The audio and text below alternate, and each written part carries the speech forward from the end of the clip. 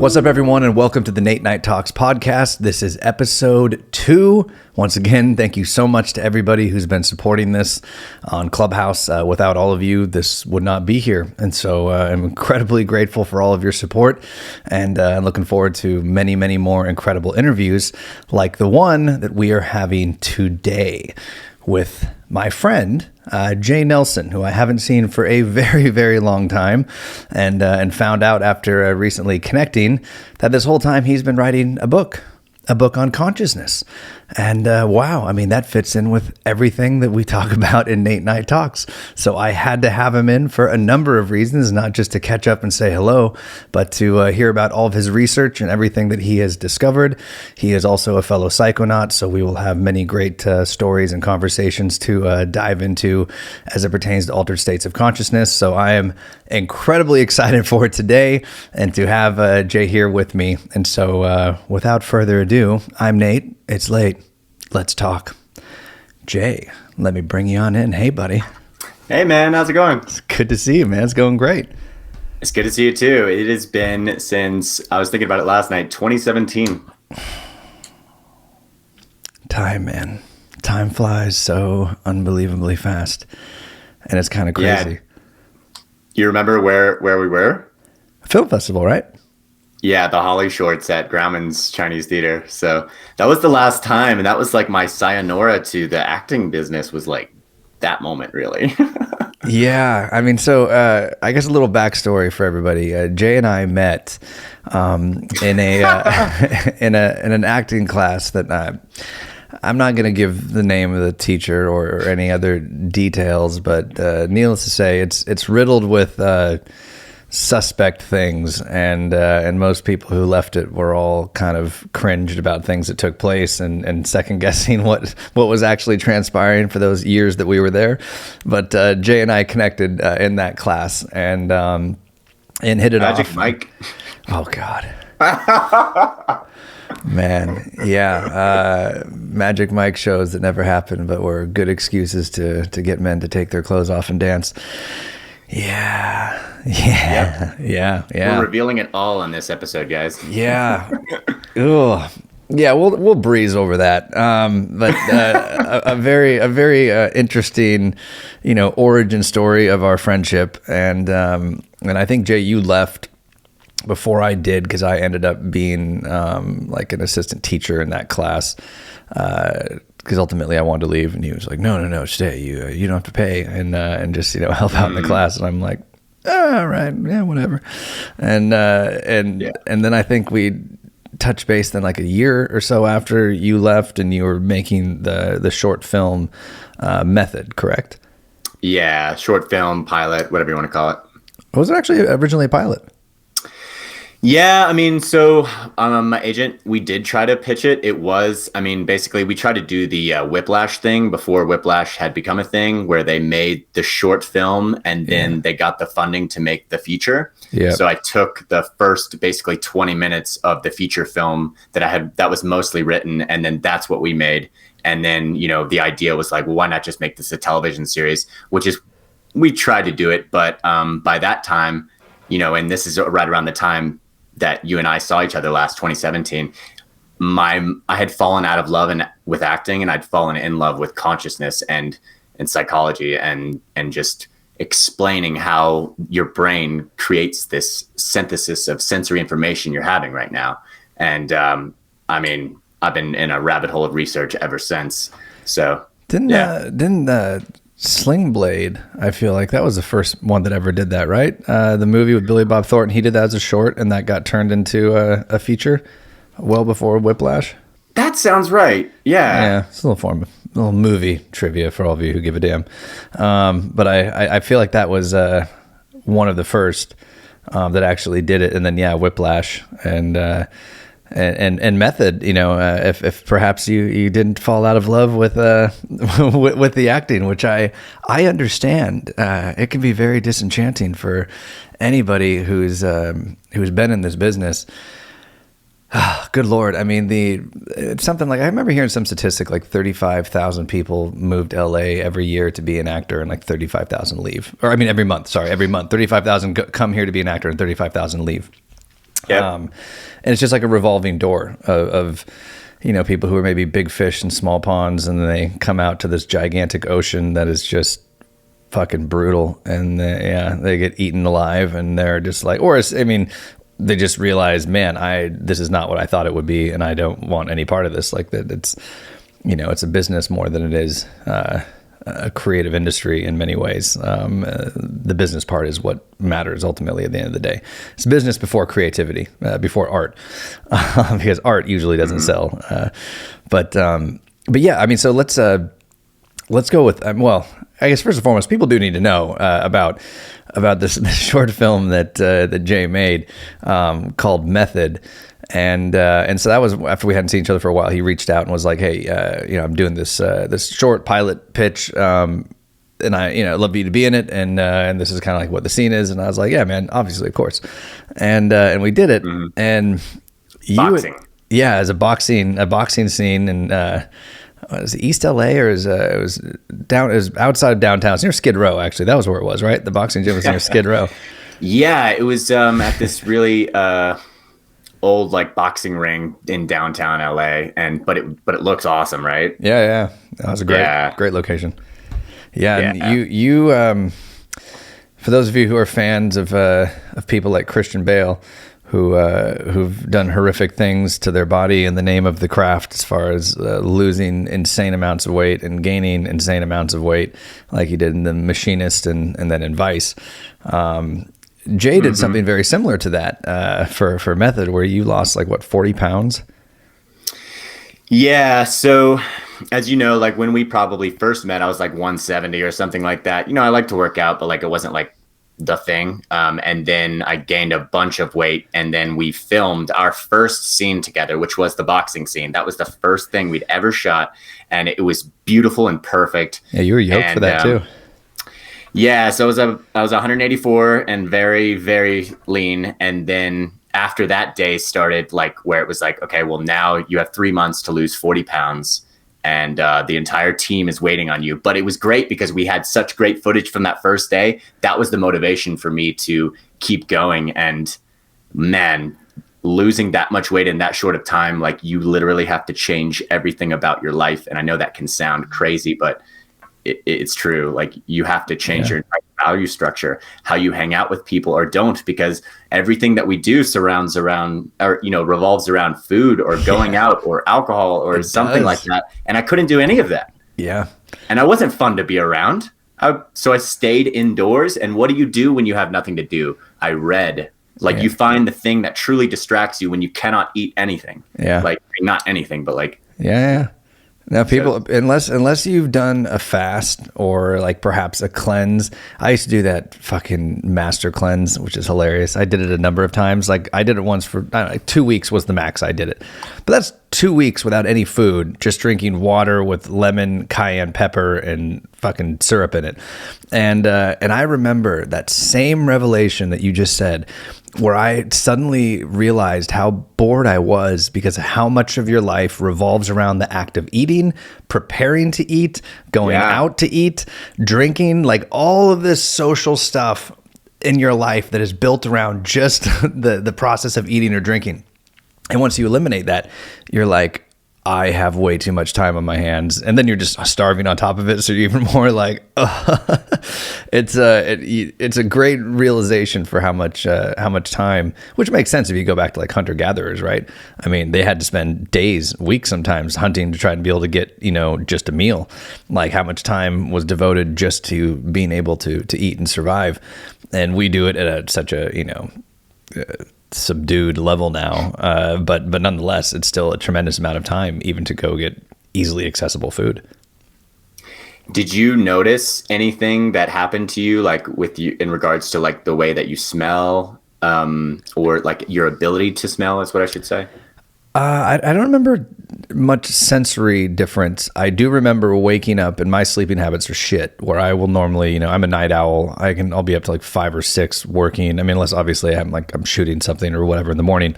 But if I don't have something like that is requiring me to be up in the morning, I will be up all night because I'd rather work out. And when I was doing these cleanses at a few different occasions, I remember waking up at like 7 a.m. without an alarm. just being up, my body just being like, whoop, like naturally just waking up on its own and not being tired and just being like wide awake and ready to start the day. Like, I think we biologically are programmed to do. And I was like, well, that's interesting. I had no desire. I always chewed tobacco for a long period of time, especially back then. And I remember having zero desire to chew tobacco, like to have any type of like stimulant in my body. Like all of it just went away. Like there was everything just biochemically kind of shifted as like a priority of survival almost in a way. And I feel like my senses became more acute. I do remember, despite being hungry, I did feel actually sharper in some respects, if that makes sense. It does. No, and that's I mean, I hope that you shared that. We didn't plan that. Like, I hope that you felt that same way, because that's been my experience too, which is, I did 90 days fruitarian, and that was a trip, I must say. 90 days of that, because what is that? What's fruitarian? I just basically ate fruit, no fats, no oils, no nuts.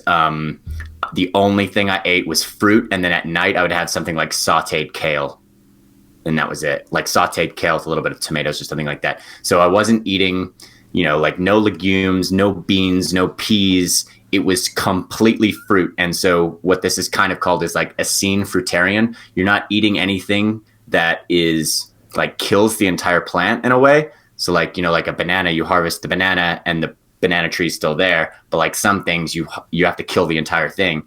So in this way, for 90 days, I wasn't really taking any life at all. And I cannot tell you what that did to me as a psychonaut and what it did to my organism, because it just like gave me a baseline of comparison. I wasn't smoking then. I wasn't, on anything. I wasn't doing psychedelics or anything. So for 90 days, it was really like, this is just what it is to be a human and to not take anything. And I lost more weight doing that than I did doing method. Really? It was crazy, dude. Oh yeah. Like I couldn't hold on weight at all. Like, and then like doing an experience, like I had this monk that took me on at his little predecessor, so to speak. And, he had me in a tent for 3 days, just drinking distilled water, nothing else. And I cannot tell you what just drinking distilled water for 3 days, not eating anything, will do. And putting yourself in social isolation. So you're in a tent out in the woods all by yourself for 3 days. That will change you. Yeah. Oh yeah. Yeah. And it will show you like who you really are. Like, and like, the thing, can I talk about identity and food real quick? Yeah, man. No, go ahead. Okay.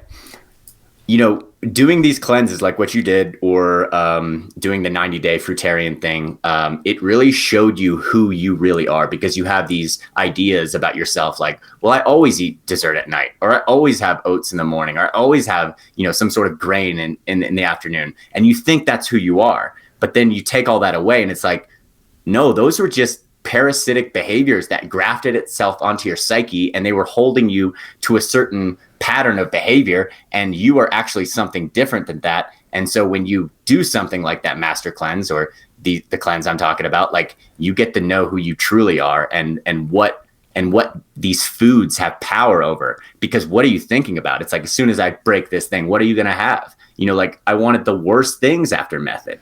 After we cut during method, I gained back 45 pounds in 5 weeks.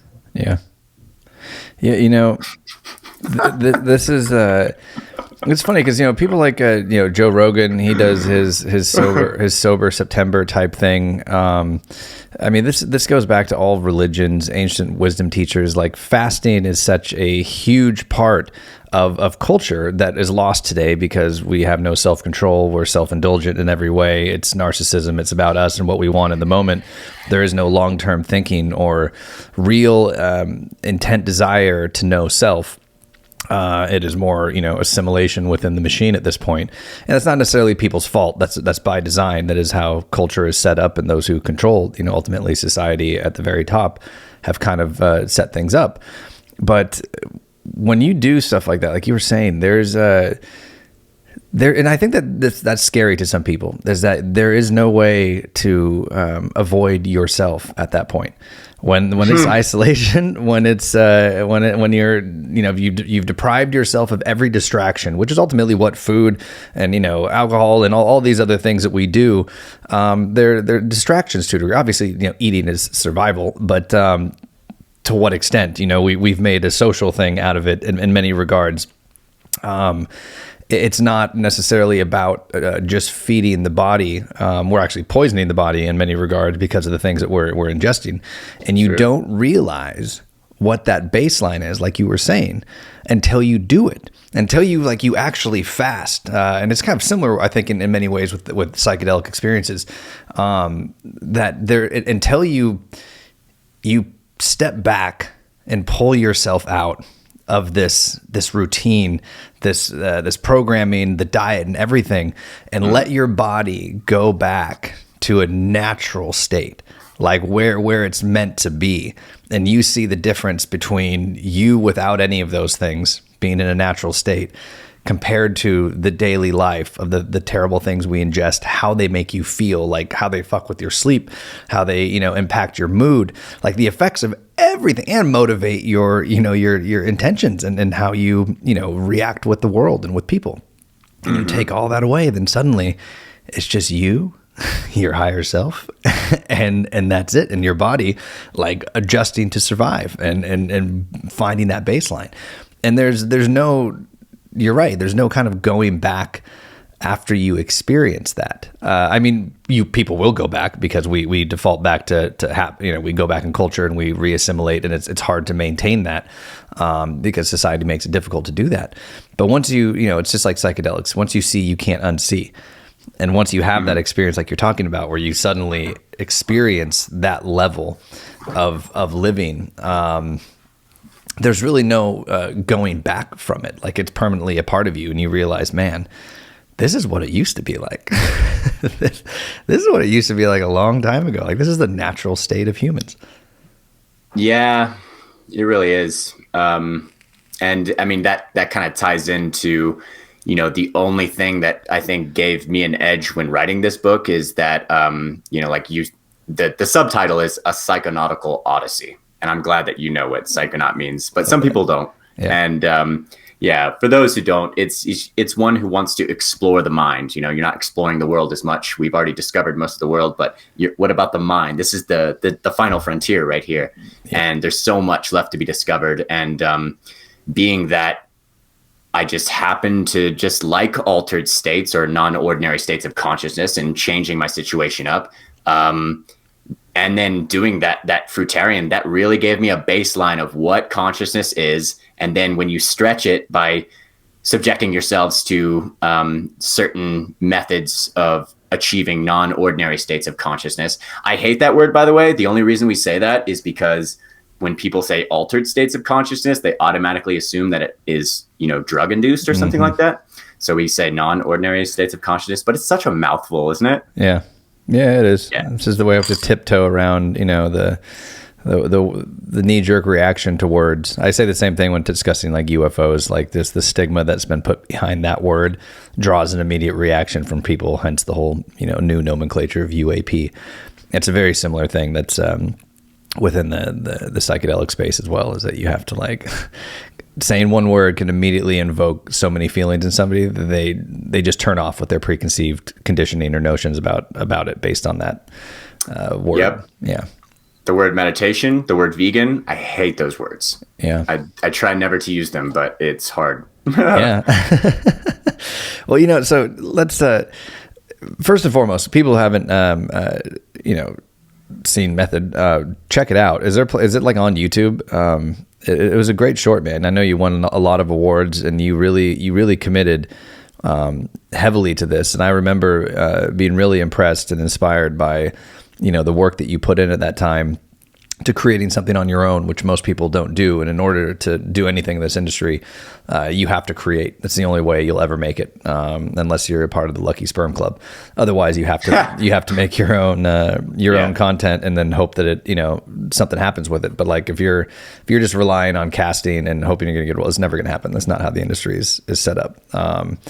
And so I was, admired that you did that at the time, and how much you committed to it, and took it on as your own personal project. And I could really see that, and was like, yeah, man, get it. And then it won a number of awards, and I was super stoked for you. And so, but is there a way? I don't think I've seen it since the last film festival we saw each other at. Is it like on YouTube, or is there a place that people could check it out if they wanted to? Yes. So I think probably the easiest way, if you go to my website, jnelson.com, that'll automatically take you to our Consciousness in a Nutshell website, which is the book's splash page. And on there's a little button that can tell you, be notified of the publication of the book. And then right below that, that's where like there's some videos, and that'll take you to my YouTube channel. And then I'm putting out YouTube videos. I did last year. I need to do some more, but as this book actually launches later this year, we'll be sharing more videos. But there's an awesome video on there called like the universal reason why people get depressed. And then where I used to be, which is, method and that sort of thing. But there's a 90-second trailer that's pretty good. And then the full 21-minute pilot is up on there if people want to watch that too. So that's jnelson.com. Yep. If you want to see Nate with his shirt off, it's about 11 minutes in, I think. Both of us, bro, we were greased up for that. We're ready to go. The gains were real. The pumps were real. Yeah, the choreographed fighting in between takes. Oh yeah, you got it. People don't realize that, like, anytime you see some yoked motherfucker in a movie who's shirtless and doing some scene, that dude always got a pump right beforehand. No people sit with a perpetual state of pump like that, and so like that in between takes, we're doing the same thing, doing push-ups, dips, sit-ups, like same thing, just to get sweaty, get yoked, and make sure that on camera time, because it's immortalized, man. People don't realize this until they get, I think, into the industry, that and maybe more people realize it now, the emergence of YouTube and social media and everybody putting their whole fucking life out on display permanently. But back then, starting out, you really had to like take a step back and be like, this is forever. Because once it's out, even if I take it down, someone else has already like swiped it, they have a copy of it. Like it's never going away. Like, especially if it gets distribution or it's out, like, yeah, you're out there forever, which is cool in a way. But also, like, yeah, man, if you're going to be out there, you better look good. Like, you want to look back one day and, tell your kids or whatever, yeah, dad used to be yoked. Yeah, those are the days. But definitely check that out because it was a really well done short, and you committed, man, and you committed without like it's one thing to commit for like a studio movie when you're getting paid and whatnot to do it, but when it's like your own project, it's a short film that you're hoping is going to be something anyway, to put yourself and your body through that shows a tremendous amount of commitment and dedication, and I know how insanely hard that is for my background, and not just sports, but the bodybuilding shit I did for 2 years when I was like 17 and 18, and it is a commitment, man. It is a commitment to transform your body, especially in those type of extremes, from muscle gain and putting on the size that you did, because you got way bigger than you ever were for that movie, and then to shrink down and lose it all and look like you're the machinist. And so hats off to you, man. Yeah, and just to tell people why I did it. So it wasn't just a publicity stunt. It was because people were doing it as a publicity stunt. I wanted to make fun of it inside of a 21-minute short film or pilot. It's kind of hilarious. And so, but to make the joke work, I had to actually do it. And what's funnier is the joke was on me because, you told me, you were like, you had told me something like, Adderall like is not going to help you acting at some point, and I hadn't realized that, but I had taken it to help lose the weight, right? Yeah. And also to focus and do the tedious tasks I had to do, like location scouting and all that stuff. But anyway, one of the last scene of the movie, I had taken Adderall that day, and I was like skinny and stuff, and then it didn't look so good, and then we ended up having to reshoot. So after I had gained back that 45 pounds, after we had stopped shooting, it was like, we have to reshoot now. And so I had to lose it all again in the same year. So I lost another 40 pounds to finish the thing. And I cannot recommend that to anybody because I still have residual health effects from that. Yeah. Oh yeah. And I know I've heard interviews with Christian Bale, and I'm trying to blank on a couple others who've done similar things. Matt Damon. Matt Damon. It fucks with your body. It's not a good thing does. in that short period of time. No. And for those of you who don't know, just the name method is mocking method acting, and that's basically what the movie is. Is Jay's playing a method actor who. Basically, I'd say sociopathic in nature and willing to do whatever it takes to, make it in the industry. But is like so many people did for such a period of time. Jared Leto's notorious for this, of like going all in, like just being as method as possible. I am this character, which we've all done it. Anyone who is an actor, I think. I mean, you want to immerse yourself as much as possible to make things feel more real and be grounded and authentic. Sure, but there are people who just take it to such an extreme where it's like it's a publicity thing. It's like nonsense. It's self-indulgent to no end type thing where you can, some of the best actors and actresses in the world, most Oscar-winning ones, don't do that. And so it's a call out, which is why I appreciated the movie even more of the industry we were in and actors we were familiar with. And so, but yeah, the Adderall thing, definitely not conducive for good acting performances by any means. I mean, it's as most of you know, it's basically just methamphetamine. And if you're trying to be grounded and present in a moment, and your mind is if you're playing a fucking cokehead, then the Adderall will add some realism to that. But if you're trying to just be natural and in the moment and present, I remember doing it before too, and which is I think why I said what I said to you. And where I was, the only time I'd ever take Adderall back in the day was when I would have to do a ton of work, like tedious work that I didn't want to do, just shit work. And I couldn't get motivated for it, but I knew I had days worth of work or something that just had to be done. Then I would take it, and I remember during one of those periods of time, I got some bigger theatrical audition, a lot of dialogue and whatever else. And I remember going into that thing, heart racing a million miles an hour. And I'm like, what the fuck is wrong with me? And thought it was going to make me focus more, but it actually did the exact opposite, where I flubbed lines. I was not myself. I wasn't present. And I was I botched it. It was one of those things you walk out of and you're like, well, I'm never coming back to that casting office again after that. And it was just this lesson learned that, outside of, once again, perhaps the very small percentage. And, I think we briefly touched on this yesterday when we just first connected to iron out the technical difficulties for today.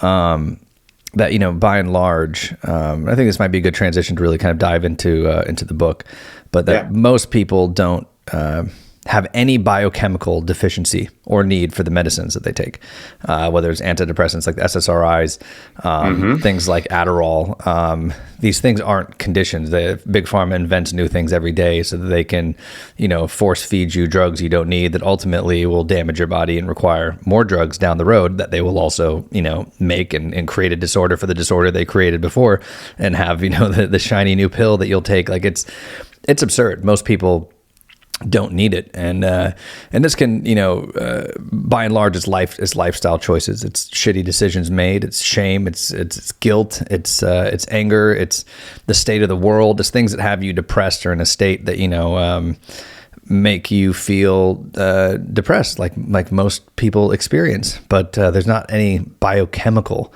issue with you. There's not a serotonin deficiency. It's life choices. It's perspective. It's consciousness. It's things that can be changed. And choices. Yes. And the story that you're telling yourself. There's big one. Yeah. And so let's do this then. The book is Consciousness in a Nutshell. Going to throw that up here and post so everybody can see it.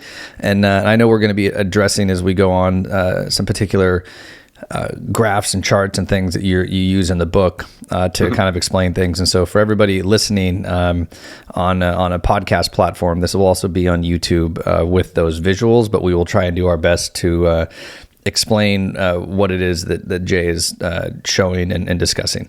But if there's anything that I missed, as far as kind of, I guess this is probably what's going to lead in if my memory serves me correctly. You had a near-death experience, which I'm not aware of at all. And I'm curious to hear that because I believe that was what changed your life, if I'm not mistaken, and led down this road of consciousness and writing this book. Is that fair to say? Yeah, that's very fair to say. There's one psychedelic experience and one near-death experience, and they happened inside of 1 week, and they happened the same week that we filmed our method scene together. Really? Dude, the next day after we had filmed the boxing scene, like I was in heavy psychonaut mode, I was about to celebrate because we had just done something, and I was just about to commit to 3 months of pain. And so it was like, me and my roommates, like, what do you guys want to do? Do you want to try 5-methoxy dimethyltryptamine? Yeah, let's do that. Okay, sure. So we, roommate number one, he loads up the pipe, goes to the garden, has an amazing time. Roommate number two goes to the garden, has an amazing time. And then I pack on my 25 milligrams on top of whatever they did not finish. And I, set up my camera. I'm like, when I come back, I'm gonna, regale what happened, where I went, yeah. So I come back and I cry for 20 minutes straight. It was the most intense experience I've ever had, psychedelics wise. And then a week later, I had a near-death experience that rewrote the source code of who I was going to be for the rest of my life. And can't explain how much a near-death experience will realign your value structure and hierarchy of everything. But it will. And that's what happened to my sister. And that's what happened to me. Yeah, and for those who don't know, 5-methoxy dimethyltryptamine is 5-MeO-DMT, which might be more popular in the street terms, I guess, if you will, for it, just in case people didn't understand that. And that's interesting to hear. Have you done regular what is it, DD or DMT? NNDMT. Thank you, NNDMT. Yes, I've done NNDMT and then Changa, which is NNDMT mixed with MAOI. So it is more like ayahuasca, but it lasts like 20 to 30 minutes. And Changa is definitely my favorite way to consume that, if you can. Yeah, I'm very familiar. Yeah, I may or may not know a person who decided to become a chemist and really? and extract DMT, and within that did made enhanced herb as well as Chenga. And enhanced herb is basically the same thing where you're infusing it with like 8 different herbs that are soothing, like on your lungs and your throat. Like, 'cause DMT is harsh. It's like super harsh, as you know. Just like straight free-based DMT is. I mean, it's like smoking like Converse rubber, like from the bottom of like a Converse shoe. It's pretty gnarly. And so you infuse it in these like 8 different herbs that make it more soothing when it goes down. And then Chenga, as Jay was saying, basically is the infusing of DMT on the coffee leaf, which has the or whatever MAOI leaf you want, but the coffee leaf I think is more standard, I believe, as far as what they in the Amazon what they use. But you're basically mimicking the effect of ayahuasca, but. That's like kind of the complaint I think a lot of people have with DMT is because it's so instantaneous. It's such an instant blast off into the other side of the veil that it's very hard to take anything back. It's really hard to integrate because things are so profound and they're so fast and so overwhelming that it's really hard to take things back from that experience. But ayahuasca, is like more of a 5-hour thing where you can integrate a lot better, have peaks and valleys with it, and retain things and do proper integration. And so Chenga kind of became, I think it's an Australian guy who came up with that, if I'm not mistaken, who came up with the whole Chenga idea. I could be wrong, but I think that's the case. And so the beauty of Chenga was slowing that blast off a little bit, making it a little more of a gradual blast off and breakthrough, and allowing you to stay there a little longer and retain some more experience, information, downloads, whatever the case may be. I would agree. someone explained it once, and I thought this was great. If DMT is like a shotgun into the universe, like into outer space, Changa or Changa is kind of like, I don't know how you're supposed to say it, by the way. I think, okay. I don't know. It's more like like a roller coaster, click, click, click, click, click, click, click, like as you're climbing. Yep. You can sip it. Yep. And then blast off. Whereas DMT, yep. Usually you have to vaporize it, and before you even put down the pipe, you vaporized it, and you're in the next world. Yeah. So, yeah, and the whole thing about psychonautics and altered states of consciousness and how this all ties in with the book is because, it wasn't like my life goal to be like a psychonaut exactly, but my partner and I at the time, we were very interested in Sasha and Anne Shulgin, that partner. Pico and Tico. Okay, yeah.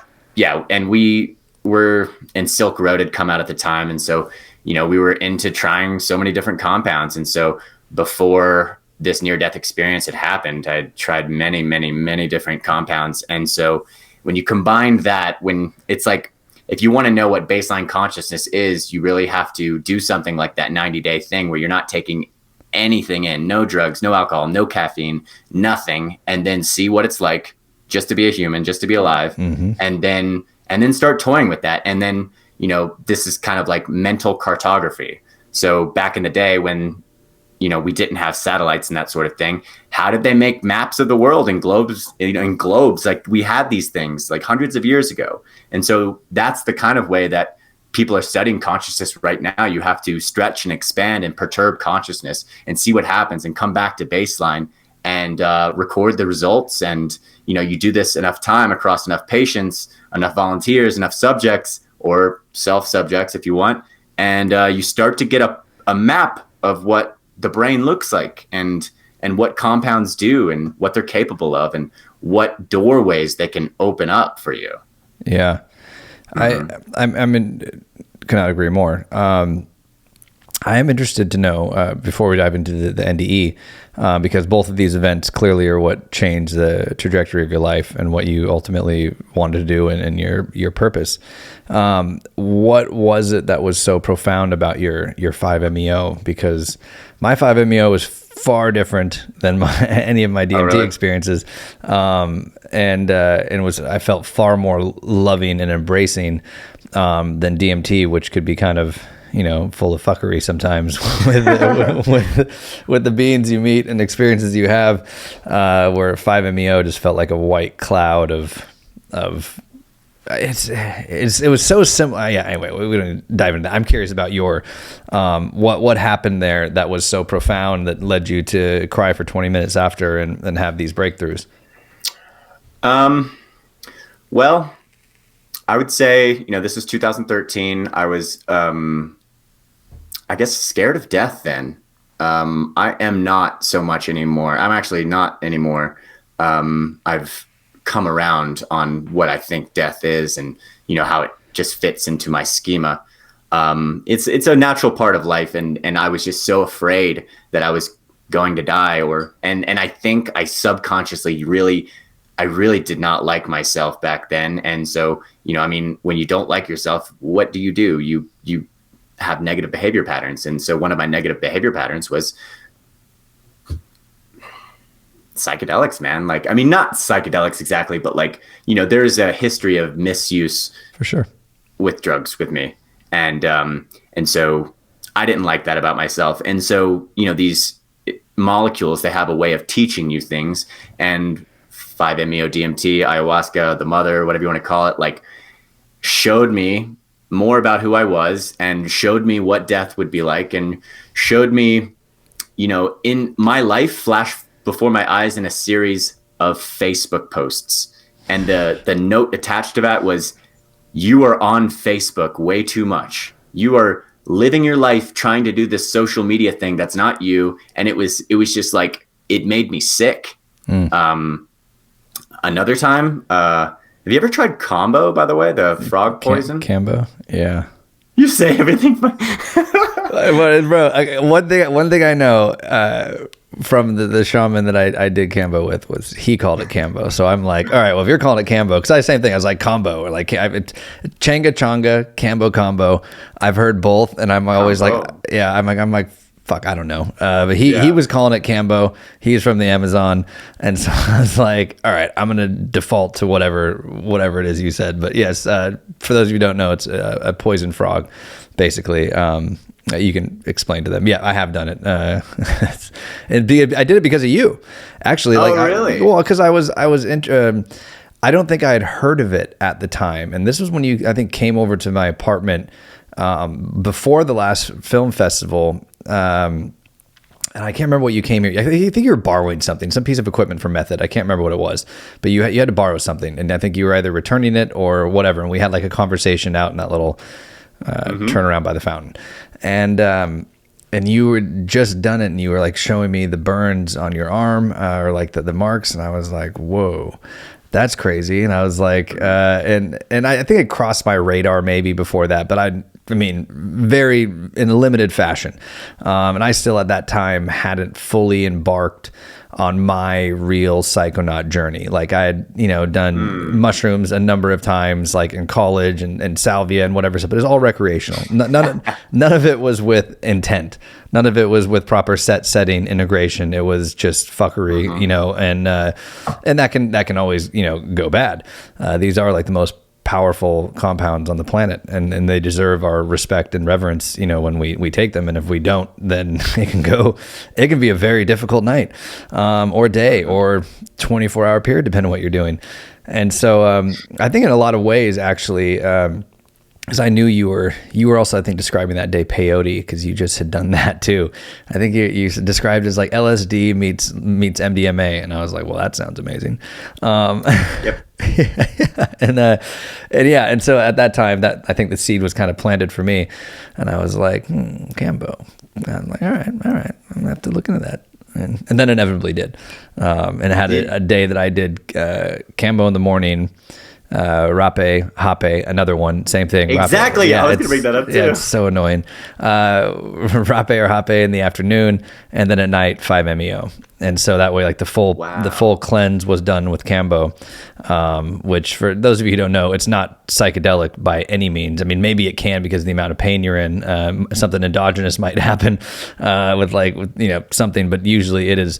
You're hanging on for dear life because you literally just poisoned yourself, and it's the ultimate cleanse. And after, I'd say, a day or two, you are like euphoric and a brand new human being. But it's a full detox, and it has a number of I believe alkaloids within it that are actually able to pass the blood-brain barrier, which is same thing like the tryptamines, like DMT. That is why they're so effective, is that our blood-brain barrier is a very powerful thing, and it doesn't let shit in. It's like the most stringent bouncer that there is, and so very few things are able to pass the blood-brain barrier. But for some reason, things like DMT are just ushered in, like, oh, hey, how you doing? Come on in. Come on in. Yeah, come on in. Welcome. Good to see you. You're back. Yeah, exactly. Yeah. And Cambo has a number of these things too. And so it's been used in Amazonian culture for thousands of years. If you've ever seen the pictures of people who look like they have these little circle burns all over their body, that's what those are. Those are Cambo burns. And so they're basically burning themselves and then smearing the excretion from the back of the Cambo frog into the open wound, and it creates this massive purge that takes place. But they said that it allowed them to see at night, to hunt at night, to become like the animal, that their DNA ultimately like morphed because of it. There's some really, I'm not sure how much scientific research has gone into that, but these guys hunt at night without lights, without anything. Their DNA has been altered, like with the frog, like after this period of time that they don't need it. Like, take from that what you will, I don't know, but like they don't need light anymore, and they hunt at night with like a frog, I guess, with the vision or whatever. But yeah, I would agree that it does sharpen your senses a little bit, but I would issue a strong caution, which is, I haven't taken combo for years now. I did probably 15 sessions maybe. And combo, it's interesting because if LSD provides an ego death experience, so like a mental death, combo for me seems to provide a bodily death. So it's almost like your body feels like it's renewed, and in some ways it's like the internet cache has been cleared out of your mind, which is the best thing about it, in my opinion. It's like that way that you feel the next day. I mean, you felt it. Oh, yeah. It's like electric. Everything is renewed. Like, touch is slightly different. Like, it's just like everything is just a little bit different. But the issue I want to warrant, what am I trying to say? The caution I'm trying to say is you cannot be more sensitive to pleasure without being simultaneously more sensitive to pain. And so you may sharpen your senses, but it costs something. And, it changed the trajectory of my life in some ways, in a good way, ultimately. But I mean, it's like you're asking yourself to grow up each time you do it. Like, I don't know, it pushes you, it catalyzes you to become that next version of yourself. And, sometimes you're not ready. Mentally, you're not ready, but then your body's ahead of you, and then you have to play catch up, and that's not fun. So I will actually do combo again. I would love to do it again, but I just would have to issue that caution. Well, if and full disclaimer to everybody. I would say if I ran the world, psychedelics would be required every 6 months, and a proper set and setting, with medical screenings and whatnot. But these things have been used for tens of thousands of years. They predate all religion on the planet. They've been used. In many cases, like books like Brian Marescu's Immortality Key. If you've read that or haven't read that, oh my God, Jay, check that out. That will blow your fucking mind. Did all this archaeochemical dating and all these ancient religious vessels and religious sacrament vessels, more particularly throughout Eleusis and Catholicism, everything, and found that all of them had traces of things like DMT and psilocybin, argot, the precursor to LSD, and a number of these other things that show that this is, and these experiences are echoed by anybody who's ever done this, who's ever really, become a psychonaut, or even just had a really transformative, religious experience on a psychedelic, that you commune with that God source. Like you come in contact with that infinite love and intelligence in the universe that you are ultimately one with and a part of. And so much of what's echoed in many of these religions, those experiences and those truths, I think are deeply tied to the psychedelic experience. And that is his kind of hypothesis. And he's not the first to have it, but he is the first to prove it, that this was the case.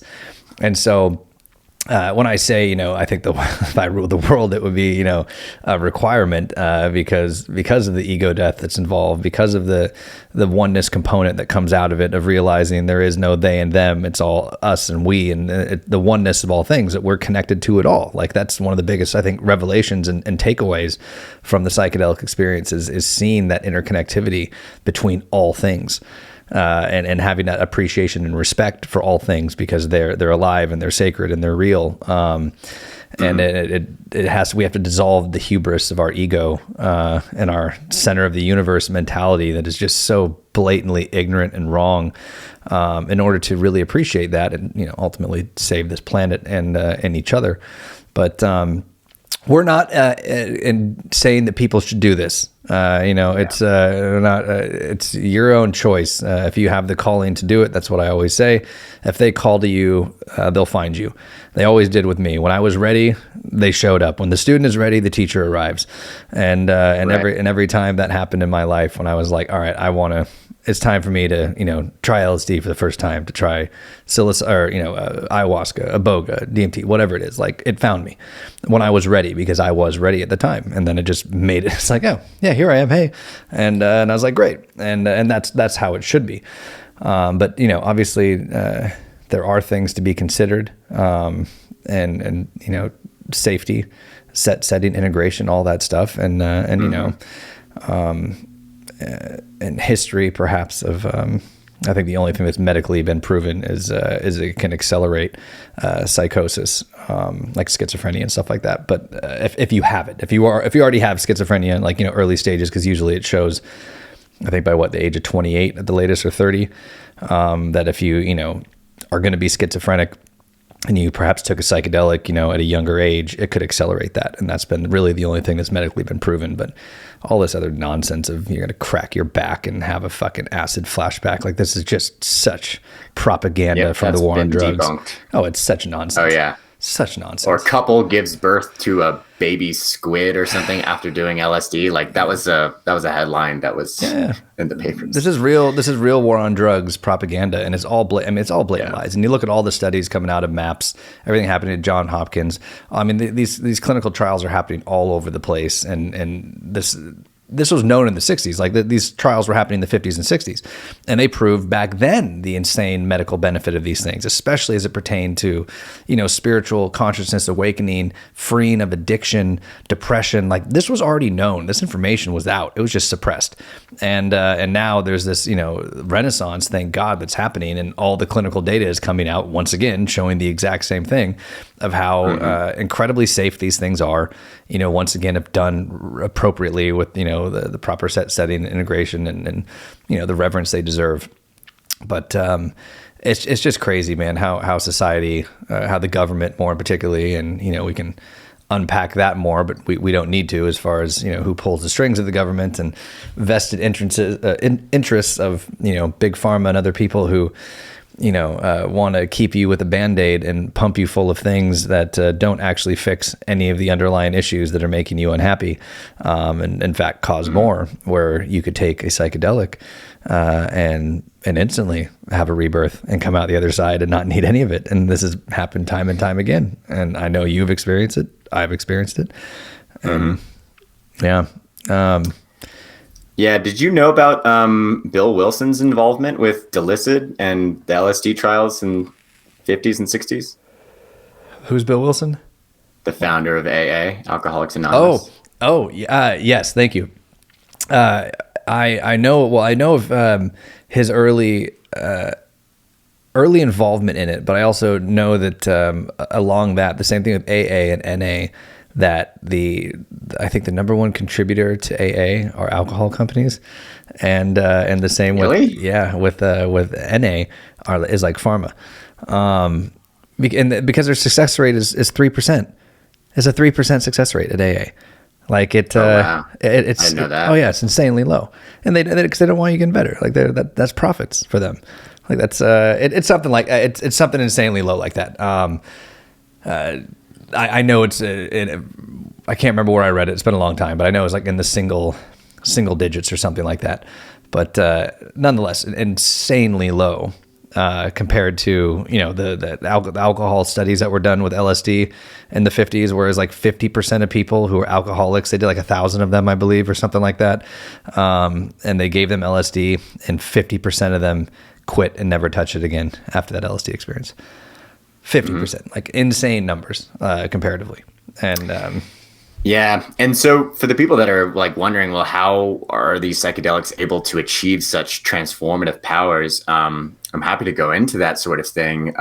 But yeah, the whole Bill Wilson thing is interesting because he wanted to use LSD as the catalyst for getting to people to stop drinking. And but you got to keep in mind, this was in the 50s and 60s, and this was just an experimental compound that Sandoz Pharmaceuticals had sent out to so many all over the world, and it didn't carry the same emotional or political baggage that the word LSD carries today, even though it's getting better.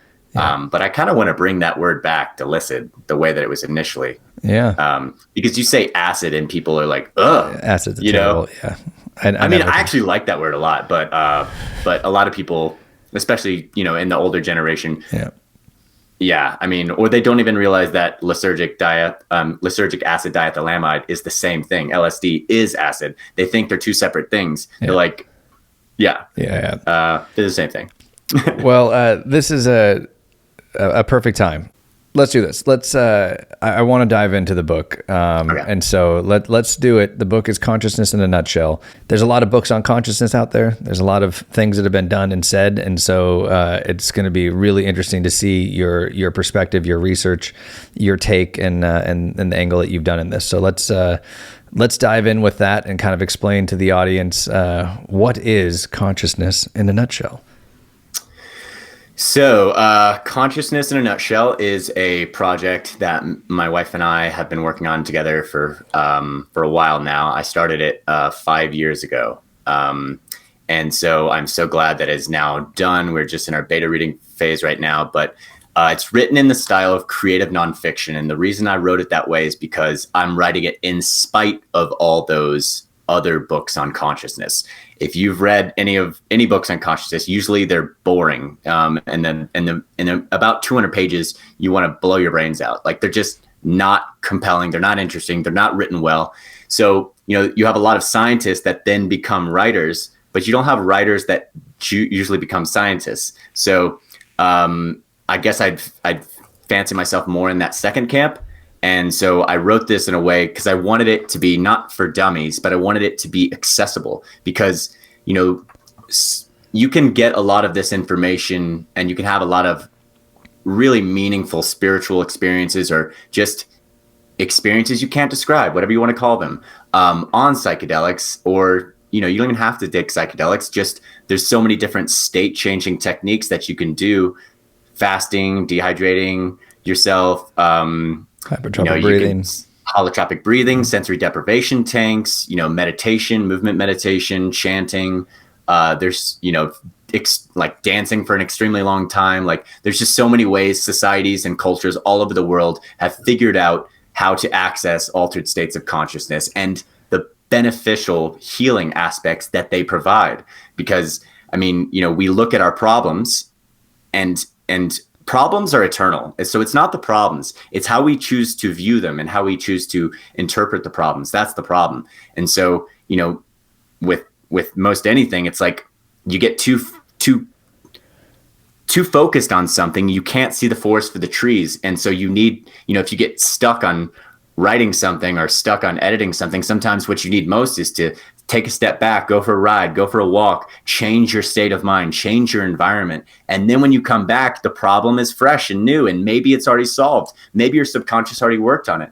And so the whole benefit with psychedelics, in my opinion, is they give you the same sort of space and mental distance that you need to see a problem with fresh eyes. And that's why I enjoy them. And that's why they're beneficial for helping us heal ourselves.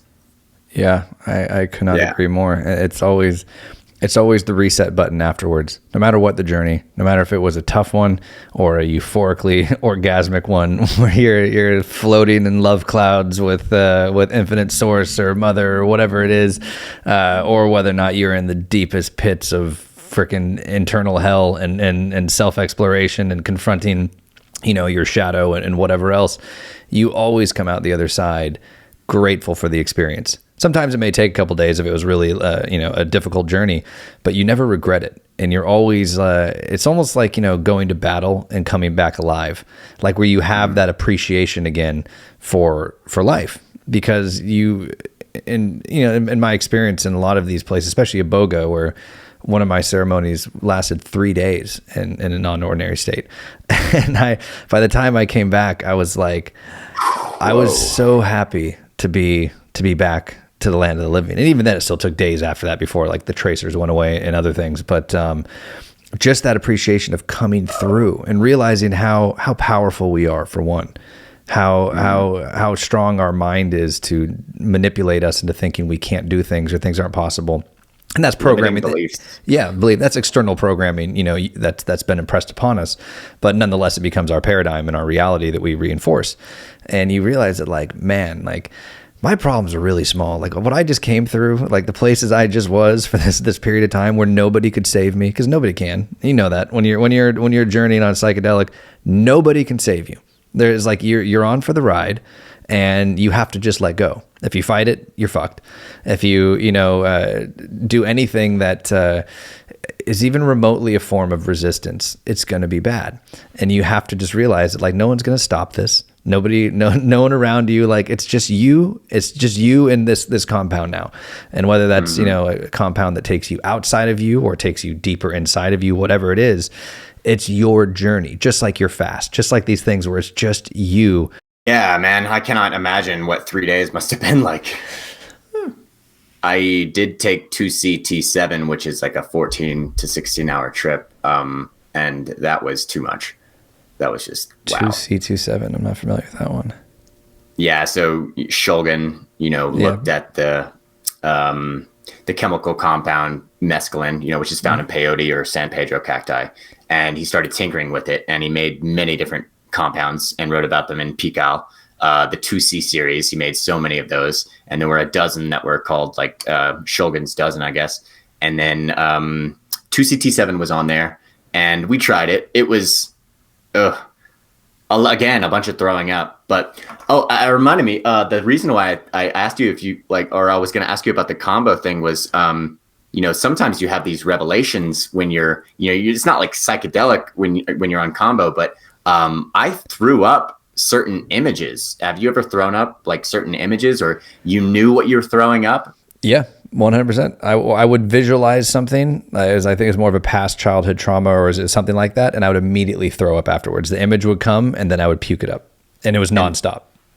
Yeah, and that's you purging that memory, or maybe that is trying to say something. That memory is trying to say something. So these compounds have a way of teaching you something, and it's not always clear what they're saying. But I mean, with combo, I remember throwing up, and this was a long time ago, but I used to watch porn, and that was one of the things. I was throwing up. I was throwing up images of that, and my body was saying, cut it out. Yeah. Stop.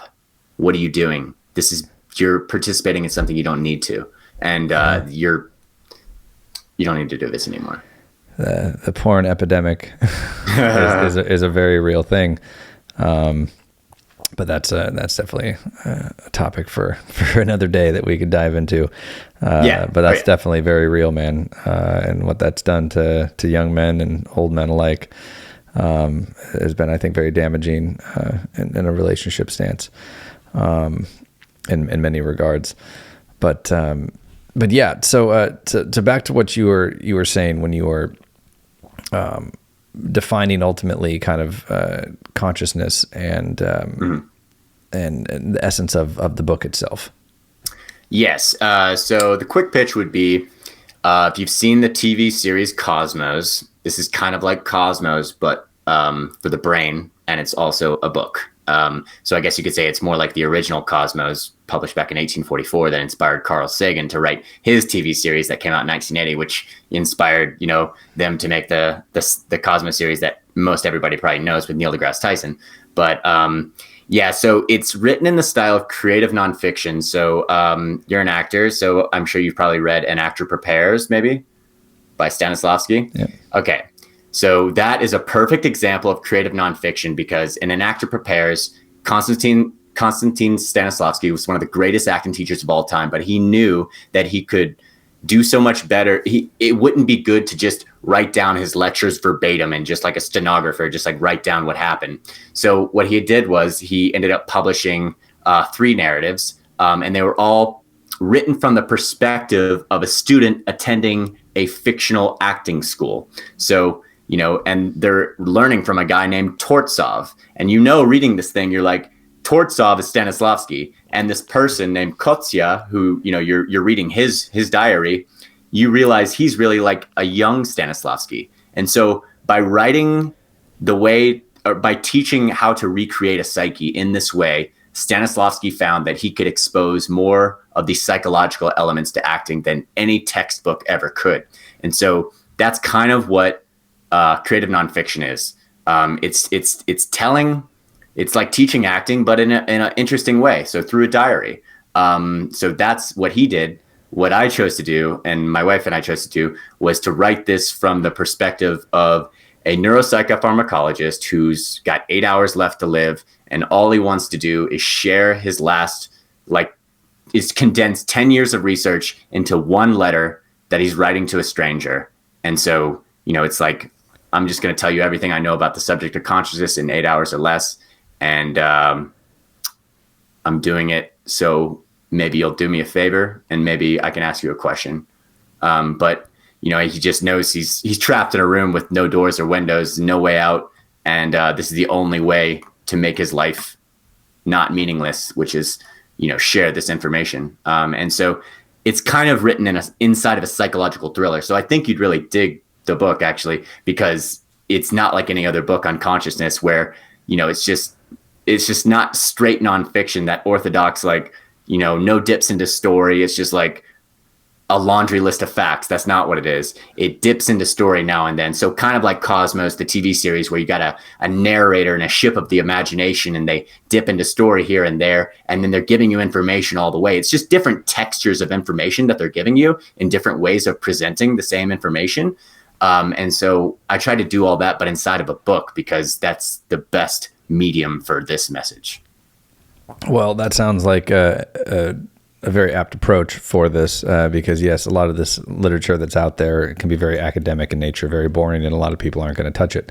And so that was I think, very wise and creative choice.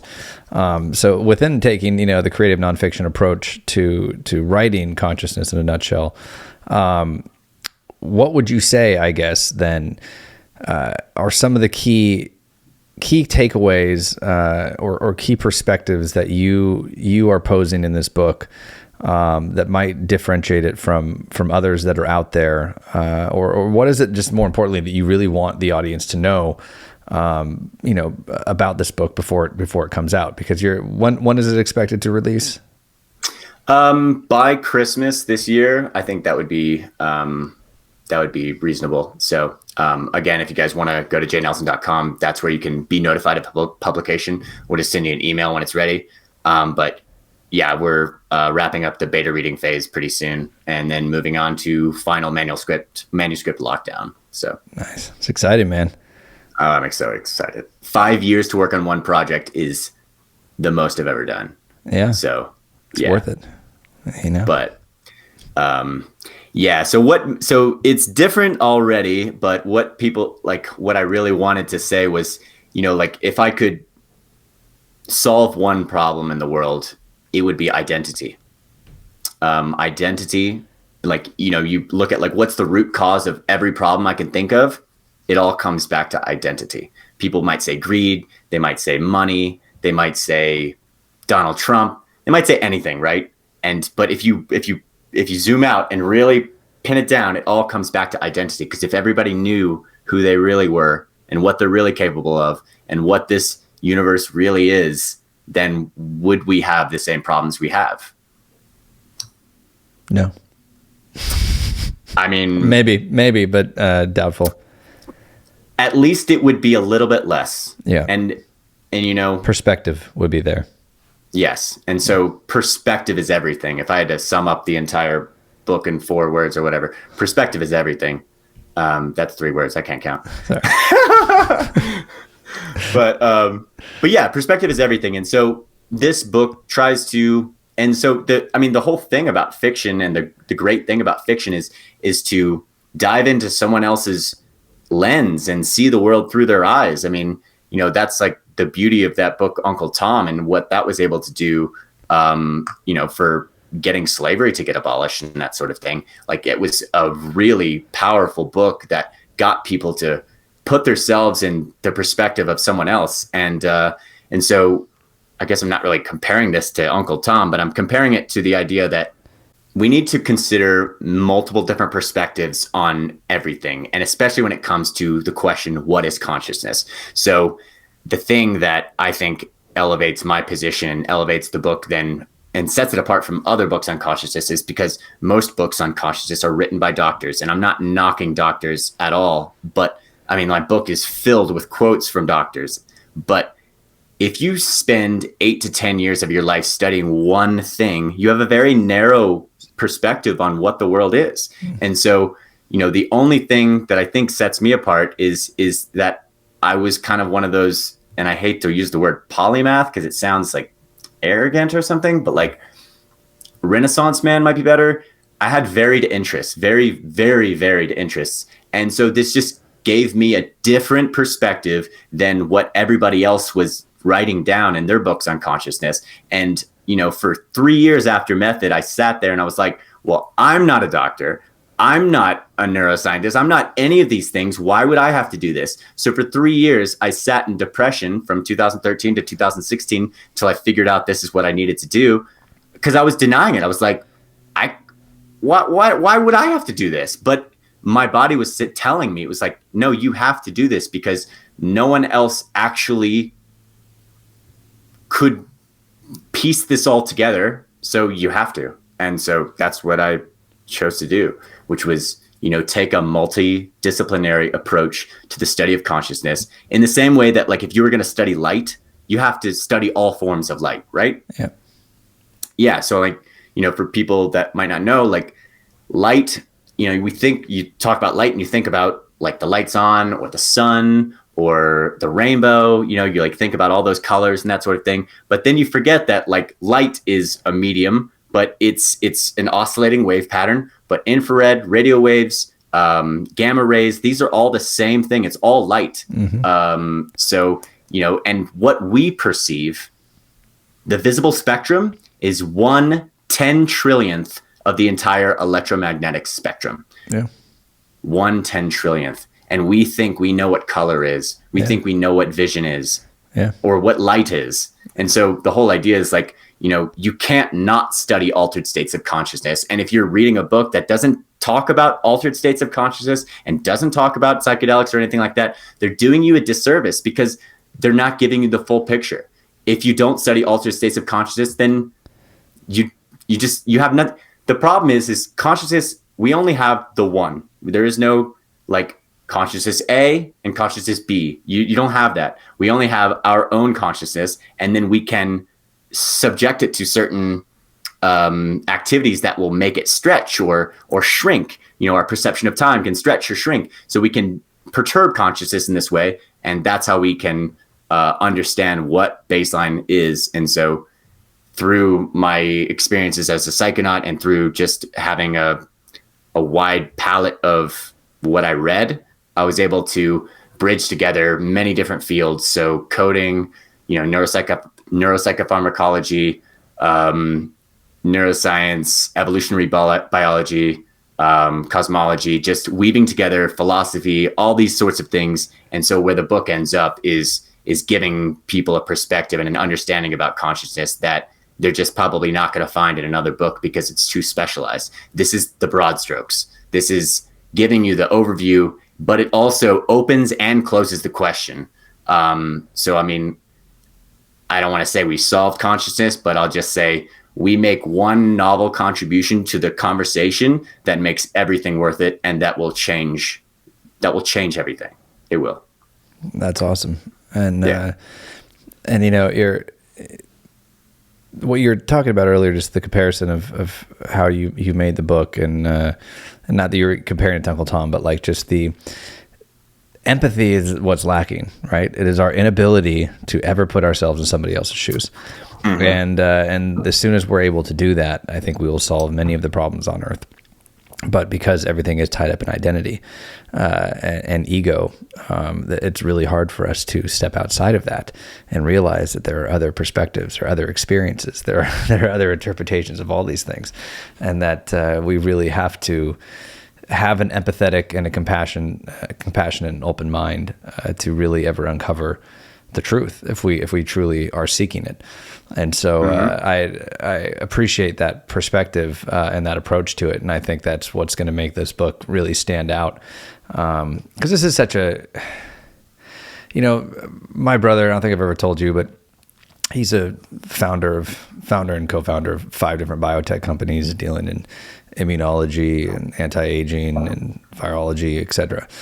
Is that your secret? Anti-aging? Oh God, I'm waiting. Just trust me. He's found a way to stop you from ever aging again, regress you 5 years, and you'll never age again until you die. I mean, you'll die at the same time you die, but physically, aesthetically, there'll be no protein breakdown, and you'll look the same. He's a freak genius, and has a COVID vaccine and human trials and other things. And so, but he always made a good point, because his approach to this industry, he was a computer scientist before this. That was what his major in college was.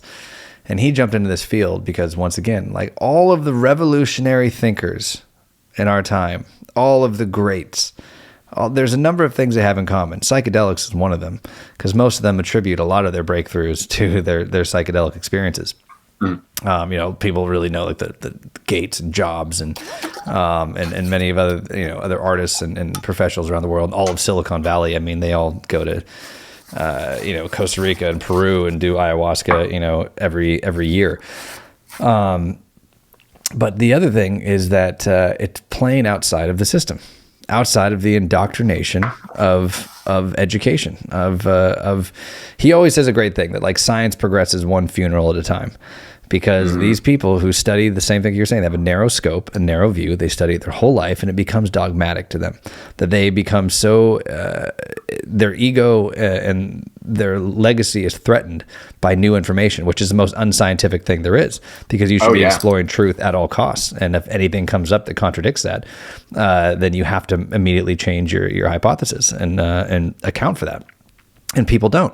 As a matter of fact, they suppress and hold down new scientists who present new information and try to discredit them at all costs.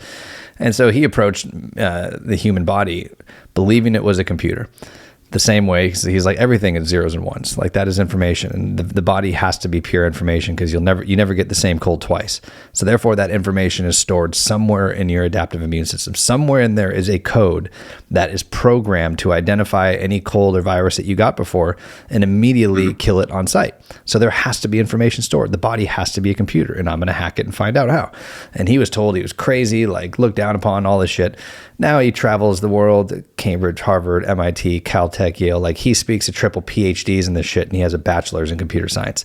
Because I mean, he's also the type of guy that can read like a 500-page medical paper in a night and like retain it. He's that kind of smart. Makes me upset. Yeah, tell me about it. I also want to meet him. He sounds cool. Yeah, he's a very fascinating individual. But nonetheless, like, so I learned a lot of this approach kind of from him. Is that like, if you're going, and there's a poster that he had that he had in college that I absolutely love and is still one of my favorite today, that shows like millions of sheep all walking in like a giant cluster herd, and they're walking off a cliff, and there's all these sheep just like tumbling. It's just like this still shot of sheep as far as the eye can see, and all of them falling off a cliff. And there's one black sheep, and he's going the exact opposite way, and it just has a little like thought bubble, word bubble above him, and he's just like, excuse me, as he's just walking his way through, as everybody goes the same direction. And this is how it happens. Like somebody comes with a breakthrough, a new novel idea, and they find success, they find a breakthrough, then everybody copies that thinking that's the modality, and they all go the same way. Or whether it's a thought, a belief, people, there's a herd mentality and an effect on a mass consciousness that if we're not sober to and discerning to and aware of, we can fall victim to. And so everybody then, just like in acting, oh well, this is how you're going to make it, this is how Leonardo did it, this is how Brad Pitt did it. It's not going to be how you do it. That's not your path. And if you follow like the formula that somebody else came up with, some other person who's a pioneer that came up with something and did it, that was how they achieved greatness. And then everybody follows that, thinking that they do the same thing, it's going to lead to greatness. It's not. It is the people who constantly go against the grain. It's the people who challenge and see what everybody else is doing and be like, well, if everyone else is doing it, I'm doing the opposite, because that's not how you're going to achieve greatness. Like greatness comes from questioning, from pushing the limits, from going outside of what the programming is and what other people have done. And so people who would say that like, oh, if you're not a scientist or you're not a psychiatrist or psychologist, you haven't studied this stuff, that they want to discount perspective because of that. But some of the most intelligent people in the world, the most groundbreaking people in the world who've done the great, dropped out of college. They said, fuck you to the system and the indoctrination of education and the archaic programming that comes along with it. And they've changed the world, which is hence the black sheep thing. Like they didn't go in the system.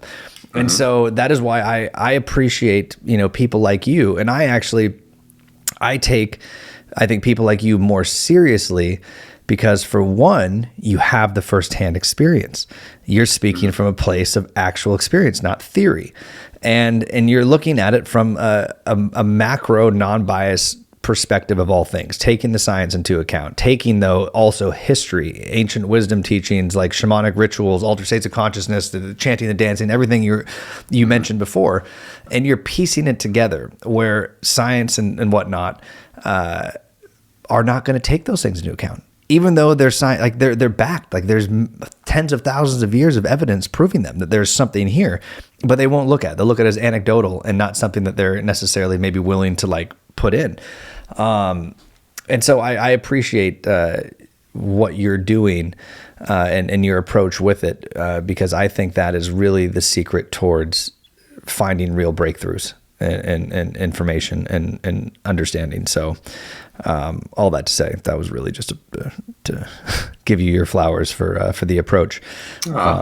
Thanks, man. Well, your brother sounds awesome. I would really like to meet him. But one thing I would say is that, this book, for example, couldn't be written by a doctor because they have their reputation at stake, and they can't talk about their own experiences. It's actually unscientific for them to talk about it in that sort of way. So they don't. So, I was watching a podcast recently with Jordan Peterson and Roland Griffiths, and, both of them, they've definitely taken psychedelics before, but they're not able to talk about it themselves and talk about their own experiences. Every time they're always referencing the study. They never talk about themselves.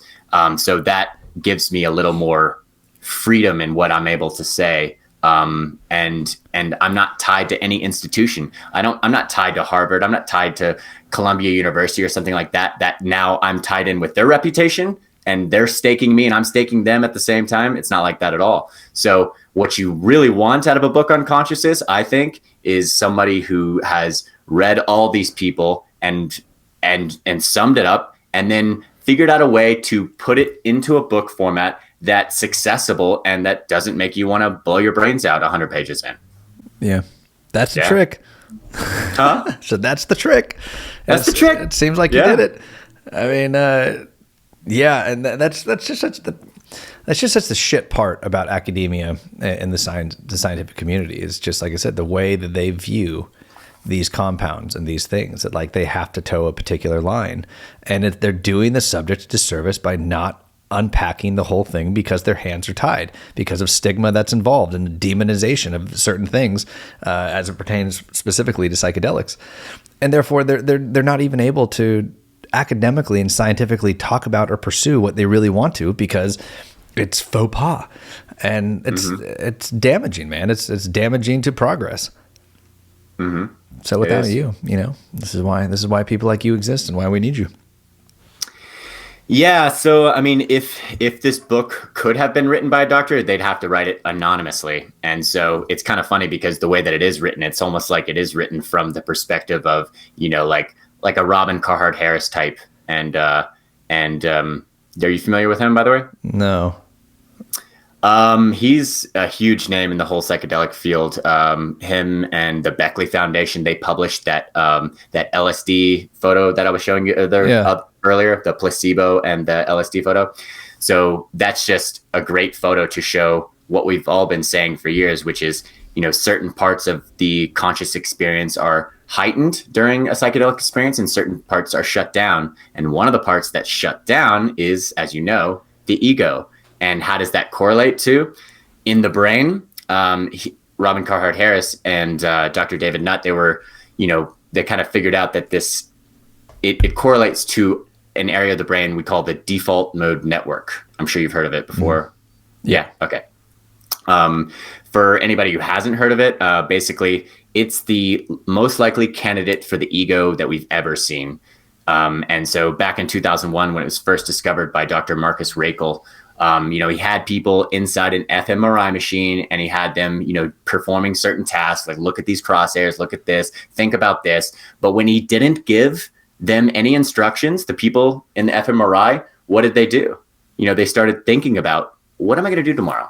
Or what happened yesterday? Or, oh man, that meeting yesterday, I said the wrong thing and I'm probably going to get fired. So they started they started traveling in time, mental time travel. They started extracting themselves from the present moment and thinking about the future or the past, what they're going to do tomorrow, what happened last week. And so what he ended up discovering was this area of the brain started lighting up, and they ended up calling it the default mode network because this is what the brain defaults to whenever it's not engaged in a specific task. And so this is the LSD Brain Imaging was the one you were referencing before, right? Yes. Yeah. So I'll throw that up. Yeah, and we'll throw up that photo of the default mode network, and it's just a good photo for people to look at and be like, okay, great. Because once you see this photo, this is basically the feeling that you're having right now. You have a feeling that you're here, and like what you're seeing is merging with what you're hearing and feeling. All this gets pulled together, and the default mode network, when this network gets offline or obliterated, and you can obliterate it through psychedelics, you can obliterate it through meditation, you can subdue it and turn it off through flow states, meditation, and psychedelics. So of all the things that we've talked about when it comes to psychedelics, you can access all these levels of consciousness through natural means too. It's just not easy to get there. Meditation, honestly, if you're trying to get there that way, it can take years. It can take. Yeah. So, yeah. That's a good thing to point out, though. I'm glad you did, because I discussed that a lot in the Nate Night Talks rooms on Clubhouse. We always want to give that as a disclaimer that, like, psychedelics are not the only modality to achieving non-ordinary states. It's just the fucking express lane. It is the 10 years of therapy and 10 hours type thing. It is the yes. Autobahn of consciousness, where if you're trying to, you can get it through meditation, but you're going to spend 10 years in a Buddhist monastery, really trying to quiet the mind. I mean, not that long, but it takes, like you're saying, it takes a long time to really be able to practice these things. But there are tons of modalities towards doing it naturally and endogenously, releasing these compounds naturally and achieving these altered states. So there are ways to do it. And certain people swear by both of them. Some people prefer, they think it's more pure to go with the endogenous route and doing it on your own without, having to ingest a psychedelic compound. And there are other people who say the opposite. I mean, it's to each their own. The desired end is what you're achieving in these non-ordinary states. Yeah. And, just for the listeners, because I'm sure you know this, but I wanted to give people, like, you said endogenous, and the way that all these drugs work is kind of like a lock and key system. So, I'll explain caffeine, for example. Are you familiar with this? Yeah, I think this is part of a new study, right? Or fairly recent ones that are showing that they don't think. Actually, I don't want to throw it out in case it's something different. So you go. I'm not sure what you're about to say. So what are you about to say? Recent studies that were talking about how they don't believe that, because there are people who are absolutely not affected by psychedelics. And this guy, Dr. David Morehouse, who I had on in the Clubhouse room, I've had him on a couple times, but he was 20-year Army Ranger commander, CIA operative, and he was one of the remote viewers with Project Stargate and the Gateway Experience. So he was like one of the foremost authorities in the world on remote viewing, taking your consciousness out of the body, traveling to whatever part of the known universe, or to go spy on the Russians, which is what initially it was for. And this is all done at SRI, the Stanford Research Institute. And he's, a big, huge proponent of these non-ordinary states. I guess it's not really a non-ordinary state. That's just actually remote viewing. It is remote viewing a different place in time and space. But he's taken psychedelics and has no effect on him whatsoever. And I was blown away by that. And I'm like, and he had a near-death experience. He was shot in the head in Jordan. And this is what changed his life and his trajectory, and why he left and inevitably found his way into this special access program at the CIA, was the same thing, was through this being that he encountered during that period of time when he was, shot. And he was out cold for, whatever it was, but his consciousness was present. He was just out of his body, and there was another entity there that was basically telling him, you're not on the right path. You're not what you're doing, what you're supposed to be doing. And that was what changed it. But because of people like him and other people who, say like people who smoke weed and say I'm not high. And you're like, what? Then you're not hitting it, man. Then you're not actually inhaling. But really, there are people, because everybody biochemically is different. And so because some people aren't affected at all by psychedelics, which is really strange, they were now saying that it's essentially psychedelics, which like just an antagonist of something that is endogenous anyway, that all it's doing is allowing some form, and I'm butchering this. I'll just pull up my notes and see if I can find it. I wasn't expecting to talk about it, but it was something along those lines that ultimately they're a compound that is unlocking an endogenous thing that's happening in you anyway. Yeah. And accelerating that or amplifying that or whatever it is, but it's not necessarily the compound itself. It is what it is unlocking in you endogenously to release, or something along those lines? Yeah. Basically, I'll explain caffeine because this will, I think, marry it all together. So if you can imagine, like if you put, for the listeners, if you put two fists up next to each other, these neurons, like these fists are representing two neurons trying to speak to each other. So you can say neuron A is trying to speak to neuron B. And so they communicate two ways. One through electrical excitation, so neuron spikes, and then through a chemical language we call neurotransmitters. So neuron A will send a message to neuron B, like contract your bicep. We're just going to simplify the brain to two neurons, just to scale it up in a second. But so let's say neuron A wants to tell neuron B to, contract your bicep. So it sends a message like acetylcholine, one of the neurotransmitters you've probably heard of, will float across the synaptic gap and then go into the receptor site on the next neurotransmitter.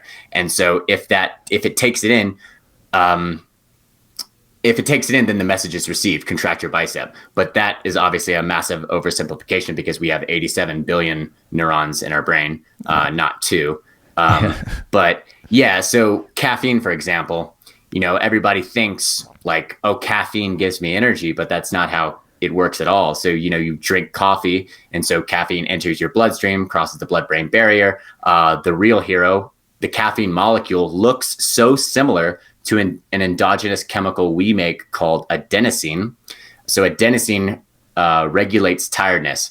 As you're going about your day and you're thinking, your brain is releasing adenosine and it's starting to accumulate, and then you start to get tired. And so basically that's saying, I need to shut this brain down. So the way caffeine works is it comes in and it looks so similar to that adenosine molecule that it fits into the receptor site on neuron B and it blocks it. So now adenosine is trying to be sent from neuron A to neuron B, but because the caffeine molecule is sitting inside this neuron, it blocks it. It can't, so you don't feel tired anymore. And so what happens is the brain senses panic. It starts to release adrenaline, the fight or flight chemical. And the next thing you know, you start to feel more alert and wired. So increased neuron firing starts to happen because the brain is like, what the hell is happening? Like something's wrong, right? And so that's where caffeine, like, it's not giving you energy, it's tricking your body into releasing, adrenaline in the body and noradrenaline in the brain. So that's how caffeine works in a nutshell. But yeah, so it's a similar process then with all things. So basically, yeah, it is it's particular compounds being transmitted that are ultimately tricking endogenous things in our body, or the production of other endogenous things that it's tied to, whether it's just a misrepresentation of something or it mimics it, it looks like it, and it's basically eliciting a natural response. Exactly. Because we don't have caffeine in our body. It's not an endogenous thing, but caffeine itself, when it enters the body, is able to produce a stimulant-like effect because of the process that you were just speaking of. Exactly. And so to scale that up when it comes to other drugs, like we'll just take endorphins, for example. You've heard about endorphins. You work out, you get endorphins. You go for a run, you get runner's high. Now, runner's high is underpinned mostly by anandamide, which is another endogenous chemical neurotransmitter that we make. But so let's see, how do we explain that one? So morphine, the only reason morphine or opium or heroin or any of those opiates work is because we already have a receptor site that looks like, opium or whatever. So it fits into the endorphin site. So endorphins, actually, we discovered morphine before endorphins. So that's why it's endogenous morphine, endorphins. That's the word. Mm-hmm. So like marijuana, for example, tetrahydrocannabinol, THC. How do we have cannabinoid receptors in our brain? Everybody's wondering. We have an endocannabinoid system. Well, anandamide, which is the runner's high chemical, it's only because of that. So when you smoke marijuana or something like that, the THC is basically getting into it's going the anandamide channel, basically. So it's so similar to anandamide. That's what you're feeling. It's hijacking that system. So it's like this lock and key situation is what I'm getting at. So how does that all tie in then ultimately with consciousness and the overall, message of the book? Tie that in really quick. Sure. So the way this all ties in with consciousness and everything is because some of the best tools for introspection and self-discovery have been locked up in the most restrictive drug category on the planet, Schedule 1, for so long. I mean, 40 years, like, we've been unable to really study this stuff when it was helping people. It was proving to be beneficial and useful. And so, if you're going to offline the study of one neurotransmitter, serotonin, so this would be a good time to bring up that one photo where it shows LSD next to serotonin, next to psilocybin, and you don't have to be a chemist to see the similarities there. And so, because we have a serotonergic system, serotonin, LSD, psilocybin, and most psychedelics, they act upon the 5-HT2A receptor site.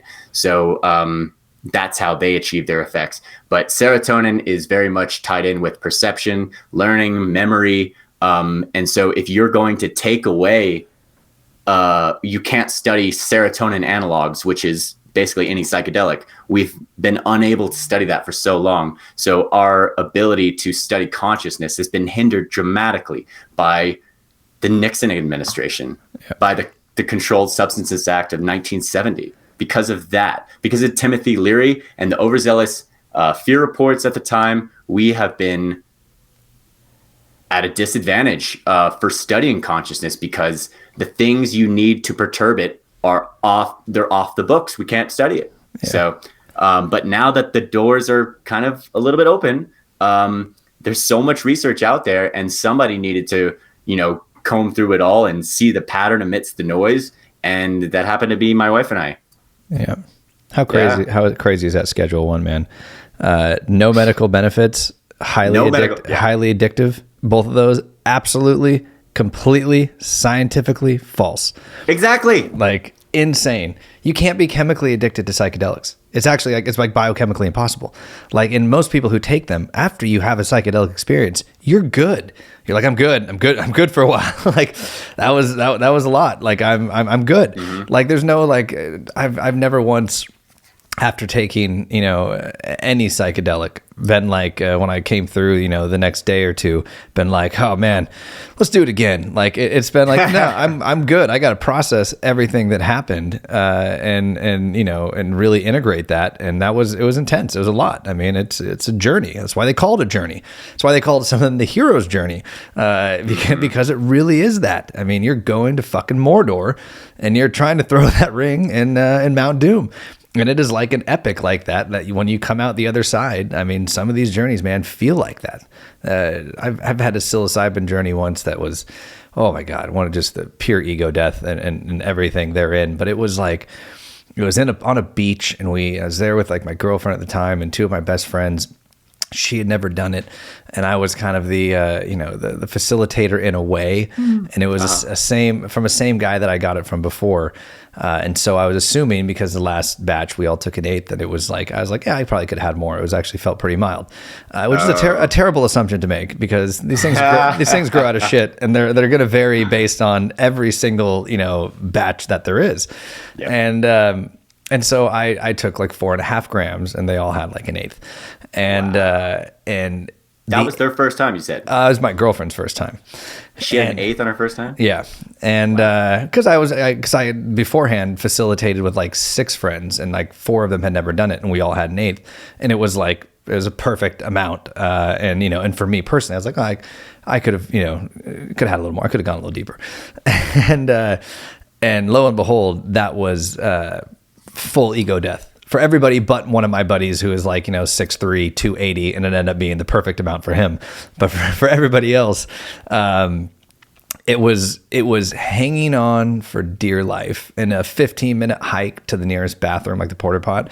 And so you had a daunting journey in front of you whenever, like a very strenuous hike too. If you wanted just to go to the bathroom, like people everywhere, it's like all the unideal places of not having a safe place to kind of retreat to.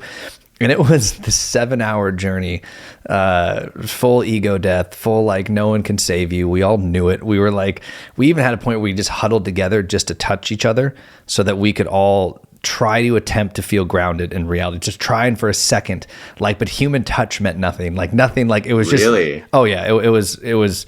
We were gone, and by the end of that, I mean, it was an insane journey.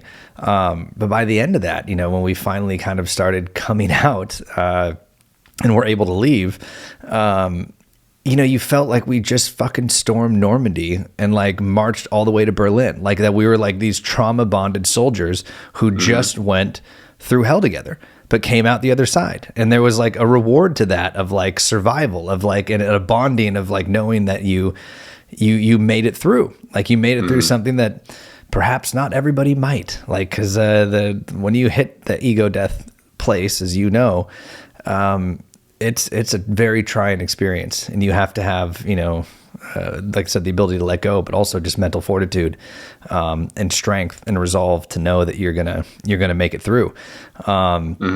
And it felt like that to me. So that's why I like the whole idea of the hero's journey, because it's like a perilous journey that no one can save you. Your mission is what it is, and it's to make it through and retain what you're going to take out of it. And not all are like that, obviously, like, you know, they vary, Yeah. but yeah, that's, there's power in that, in what would be called the journey, but I digress. Sorry, keep going. Oh no, you're good. Wow. So I'm curious, like there's usually an ineffability component to ego death and everything. And I'm curious, like, do you mind explaining that for people? Like, I would love to hear what you would call it. I can obviously explain it. No, I think that's a great thing. I love hearing people's, descriptions of ego death. Yeah. Like ego death. What do you mean? Yeah. I mean, to me, ego death is essentially the vaporizing of all things that make you, your identity in every form. So we've made up our identity, our story, and this is, I'm sure, very much a lot of what has gone into in Jay's book as it pertains to consciousness and the stories we tell and everything that's therein. But we have a story, and part of that story is that first 10 years of impressioning that, you know, was put upon us from people who raised us where we were raised, what we believe. And then, you know, people who come along later in life, either authoritative figures or influential peers who also mold that perspective of who we are. Sometimes we're told who we are, and then we have our belief of who we are. And that makes up our identity, along with our gender, along with the human condition. Like all of this stuff is what makes up the ego's definition of who we are and what we are and what that actually means. And when you have an ego death, all of that vaporizes. Everything that you have that ties you to this existence, that makes you like, I am Nate. I am Nate, the human man. and my story is this. All of that fucking disappears. I am nothing. I'm immediately nothing, and I am everything in that moment. And it's like the vaporizing of that ego, that story that has been told, and the realization that you aren't that. You are all things. You are all things at once, and are experiencing, you know, this particular existence right now. You're occupying this carbon-based meat suit, and that is a current experience, and that experience comes with, you know, biological evolutionary programming of, you know, the human condition and other components that, you know, we are faced with in this experience, this existence. But it's not you. It's ultimately not you. It is ego. It is the story. And when that vaporizes and goes away, suddenly you realize, I'm not that. I'm much more. I'm all of these things. I'm connected with this God source, or whatever descriptor we want to put on it. But I am all things, and I am nothing. I don't know. That's been the way I've tried to kind of describe it to people, but it's just basically the dissolving of story and ego and everything that we identify with as our existence and our experience. And that suddenly goes away, and everything that ties you to this reality and this experience is gone. And you are now one kind of with all things. Yes. Yeah, I would agree. And so the ego, as I was saying earlier, is underpinned by that default mode network. And when that gets knocked out, and like it gets knocked out during a good flow state. And if people aren't sure what a flow state is, if you're downhill mountain bike riding, or you're snowboarding down a mountain, or you're doing some sort of, or maybe you're writing really intensely, or editing or coding or something like that really intensely, and you lose track of time, lose track of yourself, lose track that it's like, oh my God, it's 7 now, and I've been locked in writing for the last 3 hours, but it felt like 2 minutes. That's a flow state. Yep. And so, I mean, we live for those moments, don't we? Yep. Yeah. And so, like, when it happens at a music festival, or it happens at a concert, or some sort of, I don't know, say you're going to a political rally or something like that, and you become one with the crowd, they call that communitas. And so I really love, there's this book called Stealing Fire. Have you read that, by the way? No. It's by Stephen Kotler and Jamie Wheel, but there's no prerequisite for our book, but I would say Stealing Fire is a great book to read, because these guys really lay out a general idea of, like, you have all these, like, they're laying out the idea that flow states have the capability of healing. And it's not just flow states, it's these mystical type experiences, these transcendence experiences, these ego death moments, and they don't have to happen on a psychedelic. They can happen on a flow state. They can happen while you're surfing. They can happen when you're meditating. And so it's all, when you get down to it, it's all about this default mode network that's happening in your brain. And the thing about depression and anxiety is, when you study the people's brains who have depression and anxiety, we see they have a hyper default mode network. It's densely connected. There's too much connectivity, because people that are depressed and anxious have a tendency to ruminate. They think about the past and what happened, and how wrong they are, and how bad they are, and how they shouldn't have said that thing. And then they think about the exact same thing again. So they run this pattern, boom, boom, boom, boom, boom. This happened. I'm so bad. I'm so bad. So it's this negative recursive feedback loops that they get engaged in. And so when this happens, what are you doing? You're disconnecting from the present moment, and you're living inside your head. And so the default mode network, turns on whenever we're engaged in, just extracting yourself from the present moment, thinking about the future, thinking about the past, mental time travel, just, let's see, self-reflection, self-monitoring. So these are all instances when the default mode network is turned on. But when it's turned off, what do you get? Bliss from a flow state. Time expands like an accordion. You having these experiences of ego death, ego loss. But what are the benefits of these things? When the self gets knocked out for a second, then other parts of the brain that maybe might be trying to tell you something are allowed to speak. Very, very, very true. Yeah. And so, there's something truly novel that we've contributed in this way. I'd love to share with you. It's that DEMP thing I was telling you about. Mm-hmm. What's that under? And for those of you who are listening on podcast, a lot of the images or graphs and that he's discussing will be up on the YouTube video itself. So which image, is that the DMN? Actually, I think we've shown that one earlier, but this one is just a verbal thing. Okay. So, you talk about, if you talk about psychedelics, people are like, well, how are they able to achieve such healing powers? And people will tell you all about, well, the 5-HT2A receptor, and it, goes in there and, does something, and it's kind of like a reset. And then at the end of it, you feel better somehow. But then they don't exactly know what's exactly happening. So, these experiences of ego death that you're talking about, like there's 4 things that we find in common with most of these transcendent experiences, or actually all these transcendent experiences, because it's just the 4 mental rites of passage that you have to go through that leads to healing. And so just in quick format, it's DEMP. So DEMP, dissolvability, elasticity, malleability, and possibility. So the first one we've kind of already touched on, which is dissolvability of established brain networks, like the default mode network. So many mental disorders are underpinned by the hyperactive default mode network or some sort of hyperactive other network, large scale network like the central executive network or the salience network. So if people with PTSD, for example, they have hyperactive amygdala, so a hyperactive salience network, emotional salience network. So their fear response is turned on way too quickly and way too loud. And so every moment, I mean, I know you've played many different soldiers, but did you ever have experience? In the military?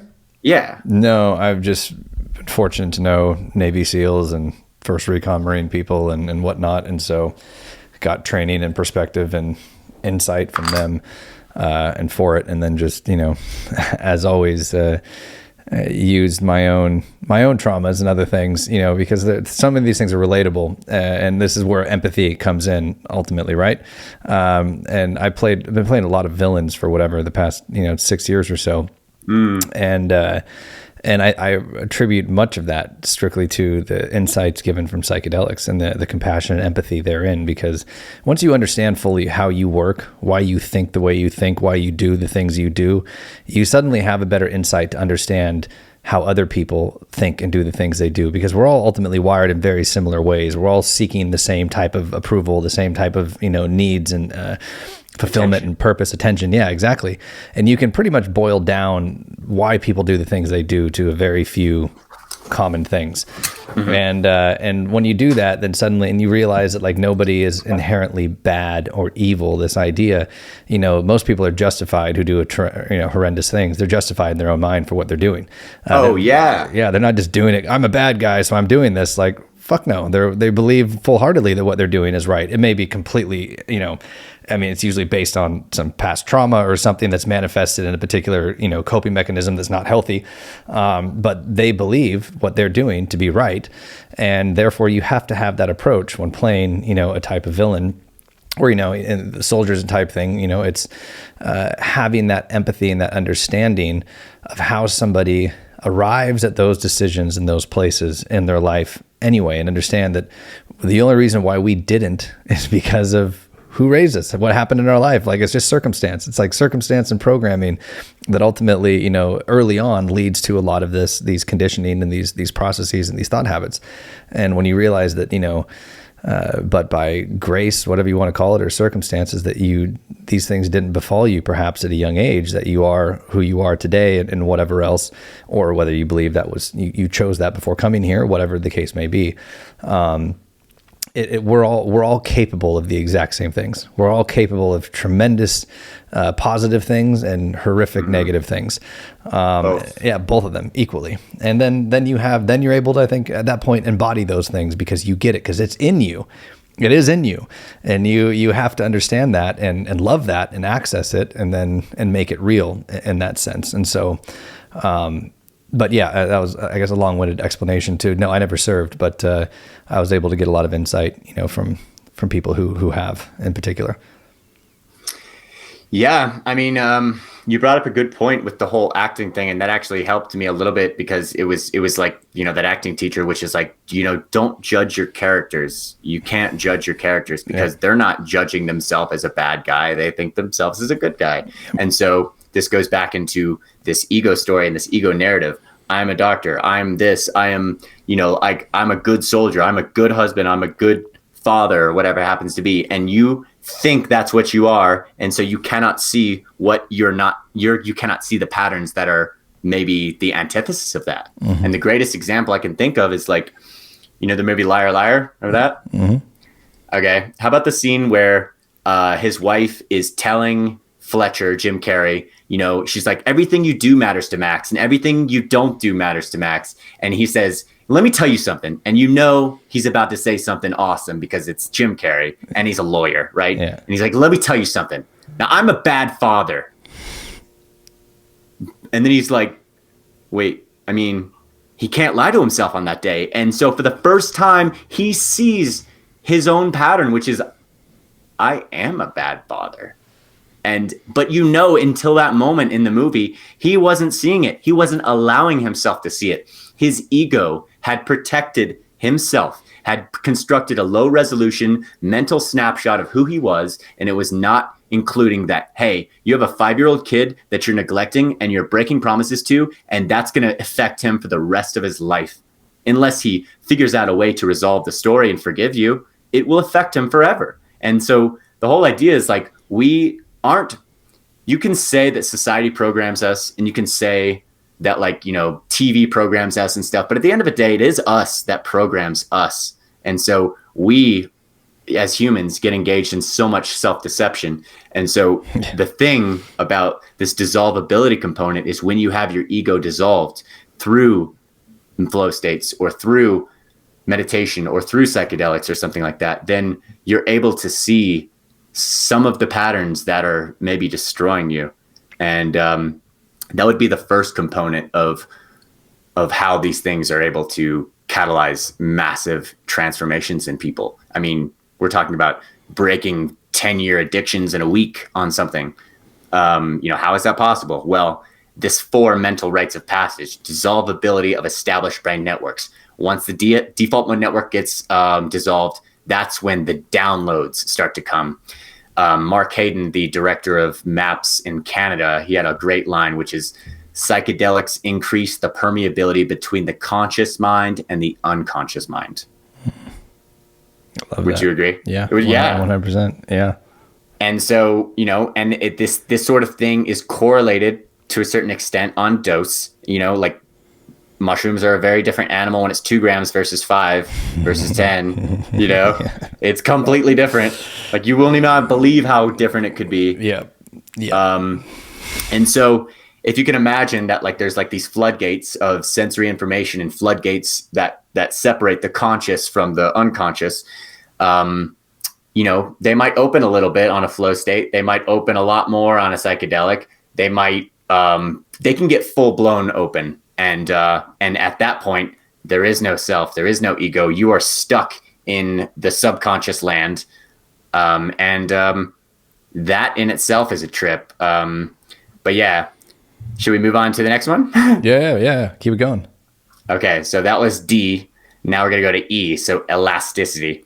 So the elasticity of time. One thing, if you study any transcendent experience, is that time starts to dilate. Your experience of time can stretch or shrink. You've had a near-death experience. I've had a near-death experience, maybe a car wreck. Did time slow down for you? Oh, for sure. It did? Time meant nothing. Ultimately, like it wasn't even present.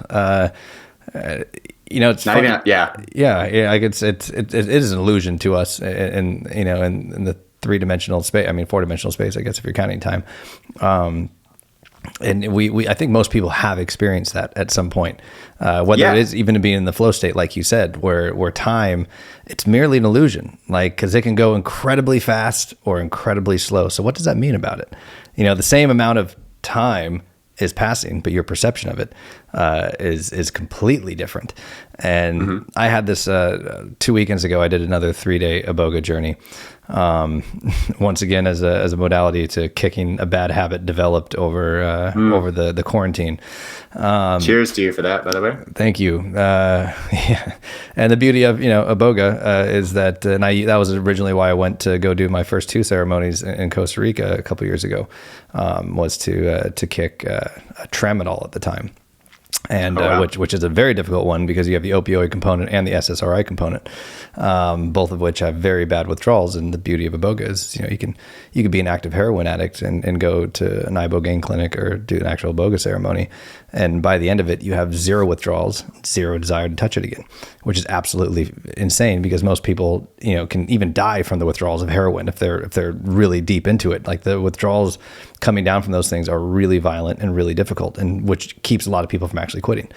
But I was on a little 3-day journey a couple weeks ago, which was not ideal. I prefer, obviously, to be in nature with a shaman, whatever, but didn't have that luxury. So it was just me. My girlfriend was working all weekend, and so I had the place to myself, and went on this journey. And there was so many times where I was talking to a buddy at one point and whatever else, where I had a full story play out And that's the thing with Iboga. Iboga basically gives you, I describe it as like a slideshow of life. Like Iboga is very introspective, where, you know, things like ayahuasca, the tryptamine families is very much out into the universe. It's taking you outside of you. Iboga is very much all inside. It's internal. And I was walking, and I would have these moments where I was talking to him, and I said one word while I don't remember what the fuck I was talking about. But I said one word and then saw one person in the area I was walking, and I came up with this whole story, like this slideshow movie where a whole scenario played out, like a thought process that you would have thought would have taken like an hour, like a story that was told to me, that I made up this whole scenario of, as a doomsday kind of thing. I did a Red Dawn scenario. It was very interesting. That played out for me in immense detail. And it happened within 3 seconds of me saying one word to him, and then this happening, and then all of this running through my mind. And I'd maybe taken 5 steps because I was walking while I was talking to him on the phone. And suddenly I was back, and I was like, whoa. He's like, what? And I was like, I don't know. I was like, a lot just happened. A lot just happened. And I tried to even recap it for him. And the recap took like 5 minutes, and I was missing so much of the detail, but all of it happened within split second, like a couple seconds. This whole fucking long 2-hour movie played out of a scenario that came up in my mind, like with visuals and everything. And I was there, and then I was back here walking, 3 steps down from where I was. And it was just time meant nothing. In that place, in that movie I was watching, like that may have well been a dream, which is a whole other thing that, I'm sure you can touch on, like the dream component to things. And it was just that I was like, dude, time means nothing, man. That's all I said to him. I was like, it doesn't mean anything. Like, what just happened? But it felt so profound when you said it, right? Yeah. Oh yeah. Oh, in the moment I was fucking Gandhi, but like now trying to recap it, it's never the same. But I think that's a great job. Like, I mean, you're saying like so much happened within 3 seconds of time. And it was just, I mean, if anything, doesn't that showcase how powerful the mind is? Like, you're like, wow, it's capable of all those stories within that short amount of time. And retained and coherent. Like how fast is the fucking brain? Talk about the speed of light. Like that's nothing compared to what just transpired in there. Like the neurological, connections and receptors and how quickly things fire. Like, we are capable of so much more, and I think these type of experiences sometimes enlighten us a little bit to that. Oh yeah, no, you did a good thing, man, because that was like that goes into the next little component, which is which is the malleability of the internal experience. So the internal experience, so you have this kind of like dream that's happening in your head inside the theater of consciousness. And so it's able to be changed so much by what you think. How are you, like, what is your state of mind, right? Like, how are you feeling? Are you fearful? Are you not? And so the benefit of psychedelics is the dissolvability, the elasticity of time, but then the malleability of the internal experience. So by being shown what you got to see, didn't that show you how much your own mind is capable of altering reality? And I have a study to back this up too. Yeah. Oh, 100%. Yeah. What's the study? So it's something that people can look up right now if they want to, and it will still work even after I tell it to them. So it's called the McGurk effect. Have you heard of that? Okay. So the McGurk effect is basically, it's like a guy in a video, and he's just saying fa, or so he's saying ba over and over. Just a guy saying ba over and over. So you watch the video, you see him say ba, you hear him say ba. That's the control. Okay, so now we take the same video, but we layer a different video on top of it. So it's the same audio. He's still saying ba, but now the guy is saying fa. So it's the same audio saying ba, but all the video is of him saying fa. So the audio is ba, it's the video of him saying fa. And what happens is your mind makes you see and hear fa because there's more information coming in. Fa or ba? What? That makes you see fa or ba? So in reality, It's the audio track is still Bud, hasn't changed at all. Yeah. The video track is what's changed. But because your eyes are registering the F, the F sound, it's saying, hey, the brain is basically saying, oh, he must be saying fa. Even though the ears are saying, no, he's saying ba, the eyes are saying, no, he's saying fa. And then you hear fa. You will hear it. But here's the kicker. Now close your eyes and you'll hear ba. Open them back up. And once you register the F component, it'll be fa again. So what that means is the brain doesn't trust the ears as much as it trusts the eyes. Isn't that crazy? So it's editing reality right in front of your eyes. And I got another experiment that'll edit reality right in front of your eyes. But it's just a good way for people to be like, okay, so this is just a small example of how the brain edits reality on a daily basis. It doesn't, the moment that you think now is, that's not now. That's 500 milliseconds ago. You're living in the past. For the brain to produce this experience that you're having, the Nate that I'm talking to, is actually 400 to 500 milliseconds in the past. Isn't that nuts? Yeah, there's a lot of these videos, I'm sure you've seen them, of have gone viral for the past few years, where somebody is saying, they're playing a particular sound and they're like, either you're going to hear this word or some people are going to hear this word, some people are going to hear that word. And people hear different words when I don't know, almost like you don't really know what is being said. They'll play it for you and the audio, it's not really, you don't know what the word is. It's not anything. And then they tell you what the word is. Or whatever, and then suddenly your brain either hears one of two. I might be butchering that study, but I've seen these things a number of times in a similar type of study showing that. And this actually kind of leads me to wonder then. So you sent a number of assets from the book, and some of these pictures that have to do with the illusions, right? Yeah. This kind of ties into that. Is there any of those that you want to reference as it pertains to this? Because I can put them up on the YouTube video so people can actually see what these illustrations are. That references this, what we're talking about right now? Yeah. Does the shadow one do it or no? I guess that's all perception versus there's no audio component, or is it tie in? I think the Necker cube is a great example. Okay. So and for those that are listening, the Necker cube is basically, if you were going to draw a cube on a 2-dimensional sheet of paper, that's the Necker cube. It's the only way to draw a cube on a 2-dimensional sheet of paper, because a cube is obviously 3 dimensions. So the Necker cube, though, if you stare at it for 5 seconds, it's going to alternate between the frontmost square being the front of the cube and then the backmost square being the front of the cube. The way that it's drawn, it's rather ambiguous, so the brain doesn't just choose one orientation and stick to its guns. It alternates between the two that are possible every few seconds. So that's the Necker cube. And so the real idea behind the Necker cube that I think is worth telling is, this is what happens when you take a 3-dimensional object and represent it on a 2-dimensional sheet of paper.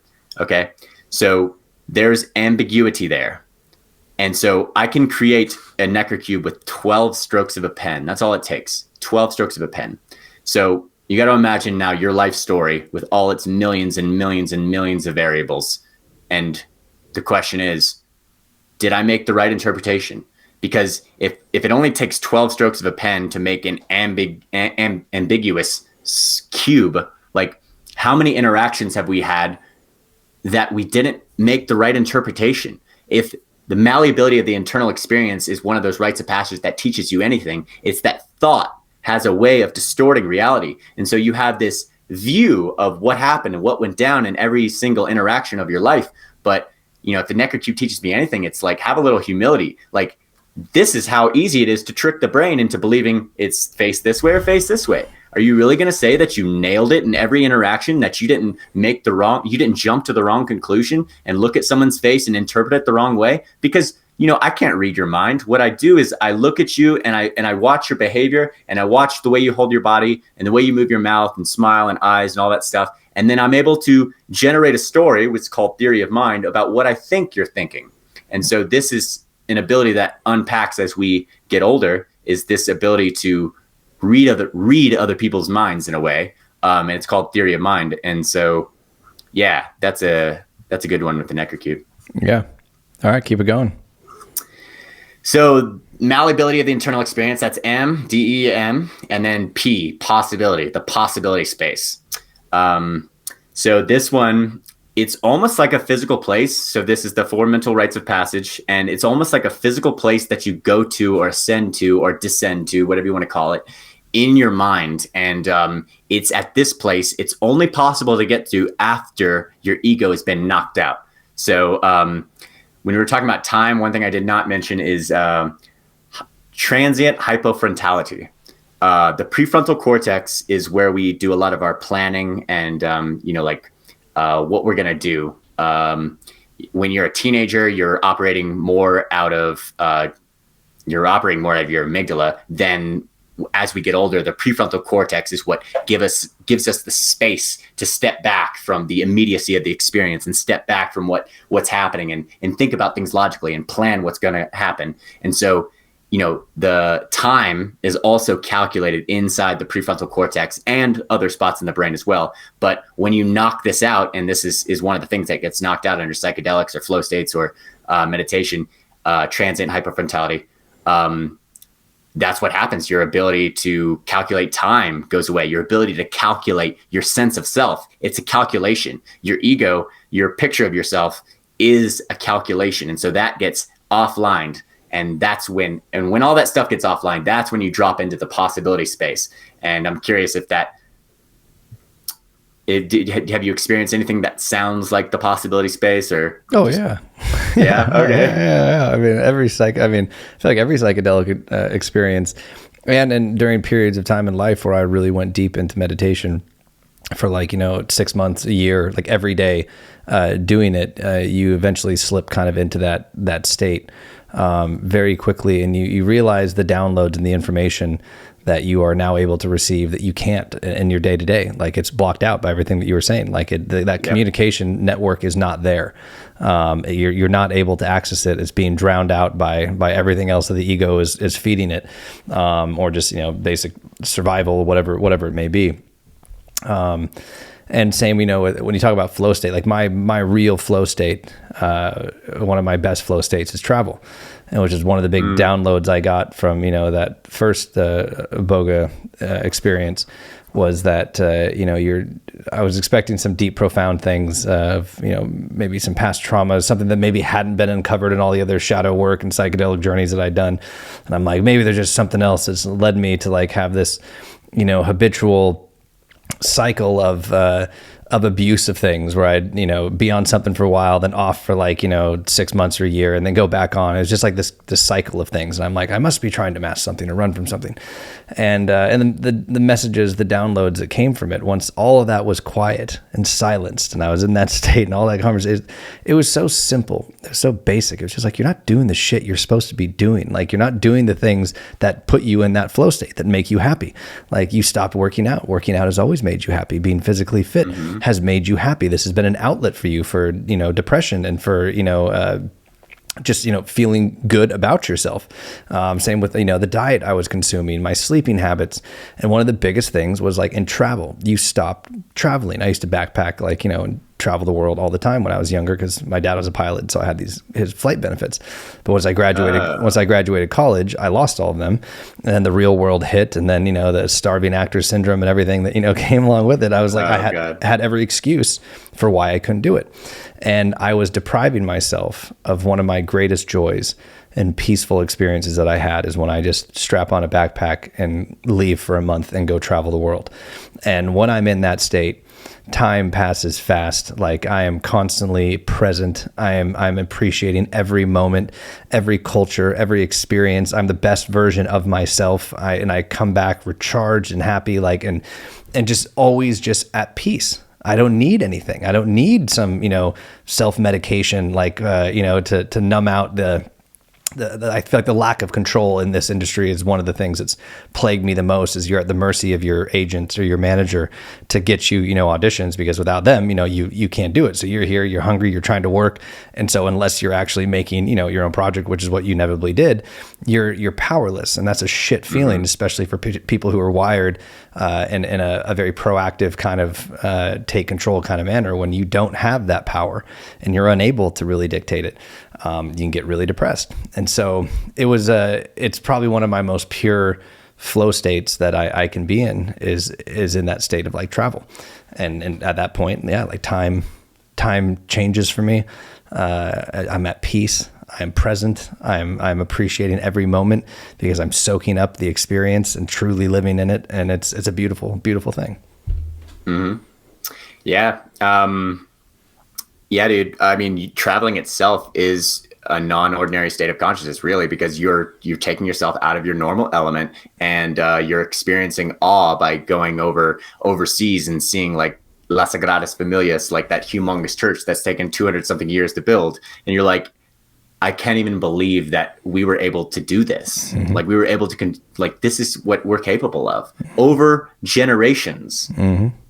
I mean, us being able to rally together, I just can't even believe it. Like a guy like somehow got generations of people to work towards an idea, and they weren't enslaved this time. Yeah. Well, even that's a misconception. I mean, that's now, despite academia and Egyptologists trying to, say it's not true, but the pyramids weren't built by slaves. Like the pure, and Graham Hancock's one of my, and John Anthony West are two of my, favorite people as it pertains to the truth about Egypt and the real history and how old our civilization really is, and the species with amnesia and not realizing these things. But I think, travel, from exactly what you said, is one of the ultimate consciousness expansion mechanisms there are, because it does break down all of these things, preconceived notions too about culture. Like when I backpacked the Middle East, a year or two ago, and everyone's like, "Oh, that's so dangerous." I'm like, "No, it's not." No, it's not. You bought into the media, you bought into programming. Like people, by and large, are good, and they all want the same thing. And yeah, there's shit people everywhere. In every country and every culture, and there are places you shouldn't go, and there are places in America that I won't go, and that wouldn't be safe. And it's the same anywhere. But to like blanket entire countries or groups of people with this, it's just it's wrong. It's ignorance. And then you go, and then suddenly like you experience these cultures and these places, and you see these things. You see the history. You see the pyramids, or Petra, or any megalithic, monolithic site that exists, and you're like, man, like we are so much more, and like there's so much more to our experience on this planet and this existence that we can't even replicate this today. Like, and it changes everything. And then you meet people and you hear their perspectives from where they were raised and what they believe to be real, and suddenly you just realize that ultimately everything that you are trained to believe is merely programming. It's perspective. It's a story. It doesn't mean it's right. It just means it's your reality that you've convinced yourself is what's real. But that's not reality. That's not greater reality. Like greater reality is all the things happening at once, all the possibilities, the infinite things that could happen, but we choose to reinforce, the things we believe to be real, true, and possible. And that makes up then our reality. And then seeing these other realities shifts that for us and makes us really question the reality we've convinced ourselves to be true. And I think ultimately, is one of the greatest consciousness expansion things that we can do. Mm-hmm. Yeah. And for those who don't like psychedelics, yeah, I mean, do it. Like this is what we're talking about.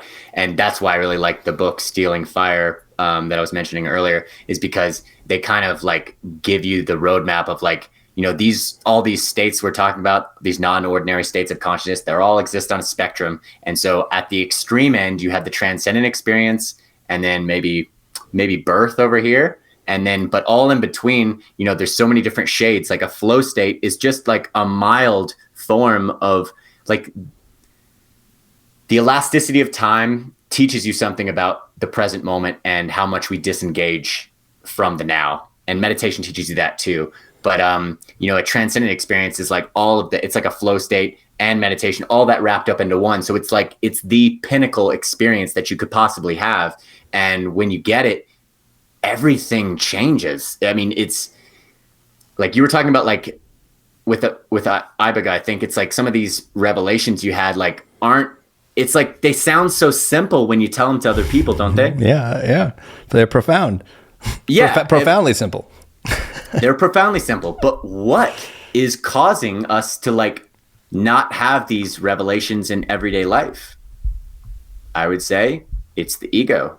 The ego is always the judge. The ego is the one that puts up the wall between you and other. It makes the line between self and other real for you. And yeah, so I mean, that's what, if you think about like what causes me to not be empathetic towards this person or compassionate towards this person, it's because I have judged myself to be separate. I have judged, I have injected thought, I have injected a cutting mechanism, which is thought, into the picture, which is snipping me off from reality and making me feel like an isolated thing when that's not the case at all, as you know. Mm-hmm. Yeah. So, and just define really quick for the audience that acronym again, so they know all 4 of the points. So yeah, the 4 mental rites of passage that psychedelics give you are DEMP, D-E-M-P. So dissolvability of established brain networks, elasticity of time, the malleability of the internal experience, and the possibility space. So the possibility space I didn't really go into. You went into it, but I would say, what was it? Maybe clarify that then for them. Okay, so the possibility space, some people when they reach it, they feel like they've reached heaven. Some people, if that's not their language game, they feel like they've attained nirvana. I'll give it to you from a just neutral spot. I think the possibility space is you have 2 hemispheres in your brain, and they both work together to give you this experience. Now, these 2 hemispheres, they are both independently conscious to some extent, and they don't agree on reality at all. They perceive reality in very different ways. And there's an amazing book called The Master and His Emissary by Dr. Ian McGilchrist, where he lays out all the differences between them, and anything that people have ingested, like in the 70s or 80s, mostly regarding the right hemisphere and left hemisphere and how they're different, has been debunked. But he really laid out it's the best theory that's out there on why we have a divided brain. And the reason I bring this up is because we don't feel like we're in 2 separate realities, but according to our brains, we are. Because you basically have 2 brains in our head. They perceive the world in different ways. They don't agree on what reality is. And so, but at a level below consciousness, there's some sort of meta control center that brings these 2 together, these 2 perspectives together, and it gives you this experience that we're having, which is 500 milliseconds behind the moment. Now, the possibility space to me is once you've offlined the default mode network, that's out, your ego's gone. Where is the I of you? The I of you is somehow in this meta control center. And so it's like a pre-conscious state. And so I say pre-conscious because it's like all things are possible. And for me, it feels like I've descended inside my brain, and I'm down up, and I'm watching all the possibilities that are now possible because I no longer have an ego narrative that is pigeonholing me into a certain way of life in a certain direction and a certain belief system and a certain value hierarchy. And so once all that's out, then it's just pure possibility. And these 2 hemispheres are communicating to each other. And that's where the revelations happen because, this is a really broad way to think about it. But the left hemisphere, and like 90% of people, I think it might be 95% of people is the hemisphere that has language. So we could just conceptually say that the left hemisphere is mostly the thinking hemisphere. Okay. It's the one that produces serial, logical, one thing after another type thoughts. Now the other hemisphere, the right hemisphere, it's engaged in everything we do as well, but it's more about feelings. It's a little bit better with feelings and the regulation of all that. And where was I going with this? Oh yeah, the possibility space, right? Yeah, possibility space.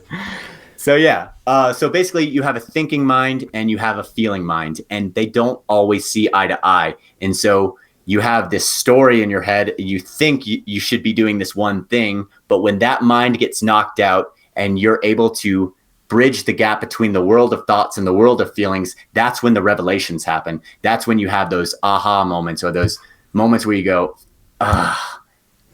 I am pushing this person away because I'm so scared of getting hurt, or I'm smoking cigarettes because I hate myself, or I'm going to stop smoking cigarettes because they're bad for me. People have these revelations like that. Like, you ask them like, what got you to stop smoking? Well, I just finally realized that it was killing me. and it was disgusting. It's like, well, you hadn't realized that in the 20 years you'd been smoking before? Yeah. No, because my thinking mind wasn't allowing me to. Finally, once that got offline, it was the two brains saying, they're finally communicating and saying, look, this is not what you want. Like, you should be traveling. You should be working out. You should be doing the things you love to do. That's why you're depressed. That's why you're not, performing your best, is because you're not treating yourself like you matter anymore. And so that's what happens inside the possibility spaces. You're exposed to possibility instead of the narrow viewpoint that you had been stuck in previously when the ego was, reigning. Yeah, it is a fucking tyrant. Yeah. So does this tie in at all to something you touched on when we spoke yesterday, the selves? Yeah. Does this tie into that at all, or is that something you want to touch on? I know we're at nearly 2.5 hours here, so basically, as far as the format goes, I may have to cut this into 2 parts because the way, I mean, it's just how much it lets me upload. But I do want to make sure that we're hitting some of the real key points, and I'm loving this conversation, man. I could honestly just talk for freaking hours and hours about this because I think it's ultimately the most important thing there is. I mean, consciousness is everything. It is, as you said, it's the real final frontier. It's not space, it's consciousness. And understanding that, we unlock true reality and true purpose and true happiness if we can learn to master this and understand what this experience really is. And that we are the gods, the creators of our own experience and reality.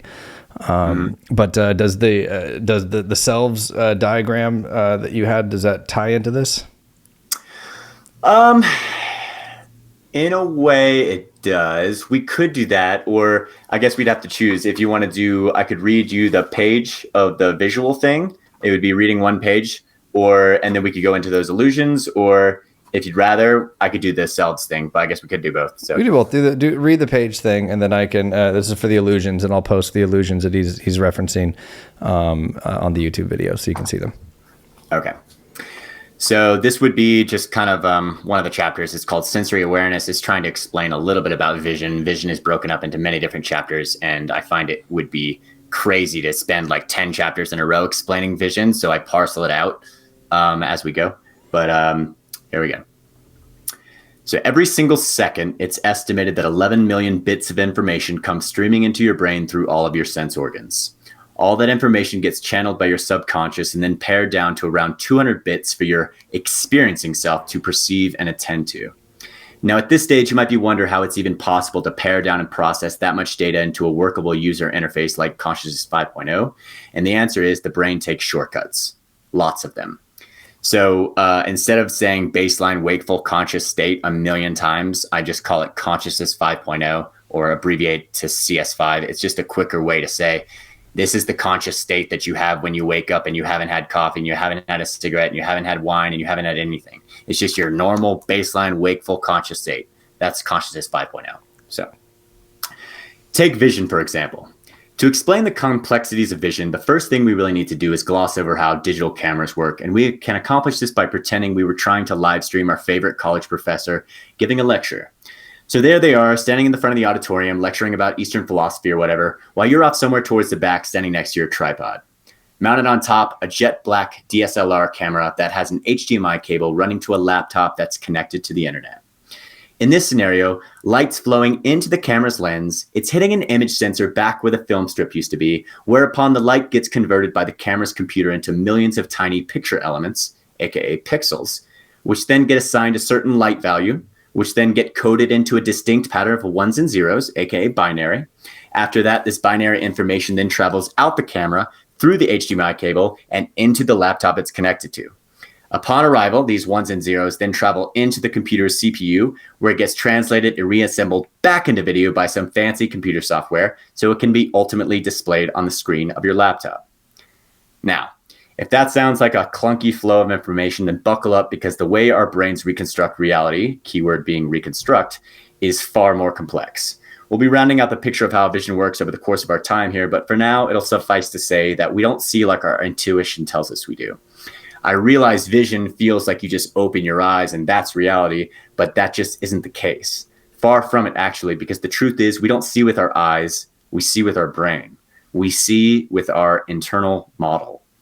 That laptop we just imagined, it never sees the lecture, not directly, because the laptop only ever receives zeros and ones. The laptop then uses those zeros and ones to reconstruct the digitized bits of data into something useful using the appropriate software. And the same is true with our brains, only it isn't ones and zeros, it's neuron spikes.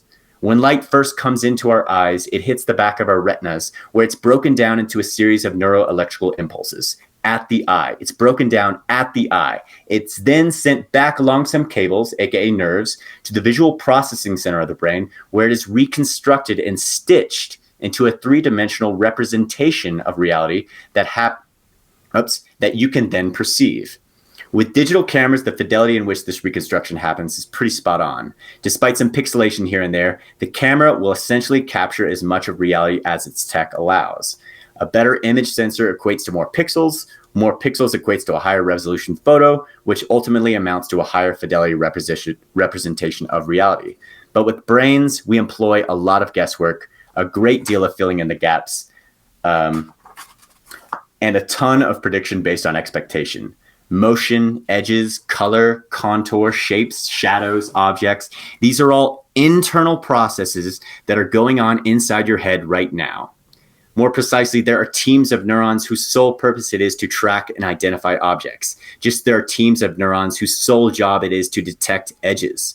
Just like that flip book we used to play with as kids, your brain paints on motion when it believes to be their motion. And sometimes it paints on shadows when it thinks there ought to be some.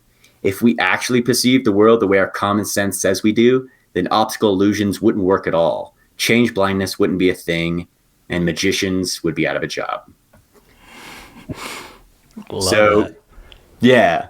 So if you look at that checker shadow illusion, like right now, that's a good way to say, like, you know, as you can see, it's a checker. For those who can't see, there's a checkerboard, and there's this cylinder that's in the middle, and it's casting a shadow, over the white and black, you know, checkerboard spots. And so because your brain is programmed to understand what shadows are, and it's programmed to understand that light comes from above, it expects that one of these squares, you know, they're labeled A and B, one of these squares is going to look different. And it actually isn't different. And so, you know, you can show that next image, which would show that they're actually the same color, but your brain makes it look like it's a different color because it expects that. And so this is just another example. And the book is filled with them in the way that thought distorts reality. And so you build up enough of these illusions and you start to understand how malleable the internal experience really is.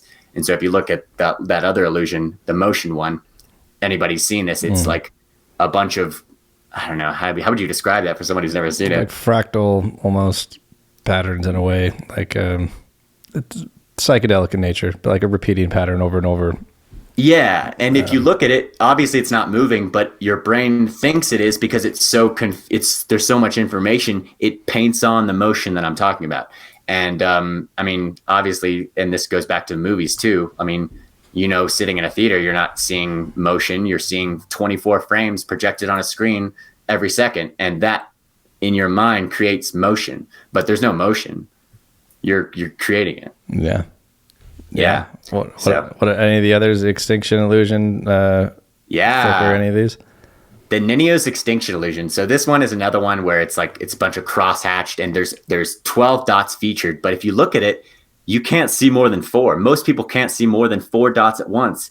So the point that I bring up in regards to the Ninio's extinction illusion is consciousness lets you feel like you have more access to information. It lets you feel like if you're reading, you know, like I could just stop right now, close my eyes and keep reading because I feel like I'm taking in way more information than I am. But that's the dream of consciousness. And so Ninio's extinction illusion is so awesome because there's 12 dots there, but you can't even see 5 of them. And so you can stare at it all day you want. You can try to memorize where they are, but every time you shift your eyes, there's so much data. You only see such a tiny little bit because the way that you know about the fovea centralis, I'm sure. Oh, no. So, you know, each one of our eyes is kind of like an eye camera. And so there's a place inside the eye called the fovea centralis where cone concentration is at its highest. So that's like your the highest image sensor that you have is in that cone. And so we see with that little cone, it's so tiny too. And you have a humongous blind spot in your eye, and you never see it. Like, there's 2 blind spots in your eye right now. And I mean, David Eagleman has a great line. He's like, imagine you're outside and you're looking up at the sky, up at the night sky, and there's a moon there.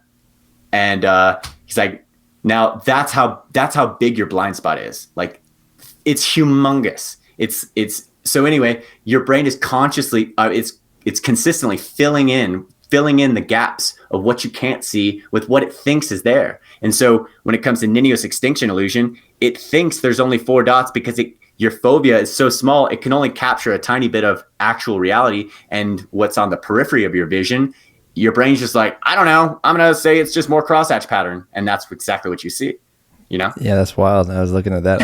I could see the 4, and then like at points, I could see the 4 in the middle, and then out of my peripheral, vaguely, I could see some at the top, but then I would have to really try. Otherwise, like, they all just disappear.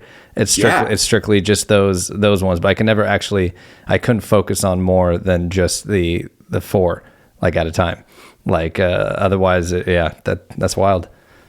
Yeah, so it just goes to show you how small, like, I mean, we feel like we're taking in our information at like 4K resolution or something like that. But in actuality, it's more like 1080p. And that's only at the center bullseye of your vision. So that's how you're able to read. Like, you can only read a couple words before you have to move your eyes. And then you can capture a couple more words before you have to move your eyes again. And your eyes are moving 3 times a second. What's flicker effect? The flicker effect. Or we don't need to go into that one if it's not as much of a tie-in of what. Yeah. I'll pass on that one. No, that's fine. Fragmented vision. Oh, yeah, this one's really cool. Okay, so you would think, like, most people just assume the common sense folk intuition that we open our eyes and that's reality. And so one of the ways to disprove that is okay.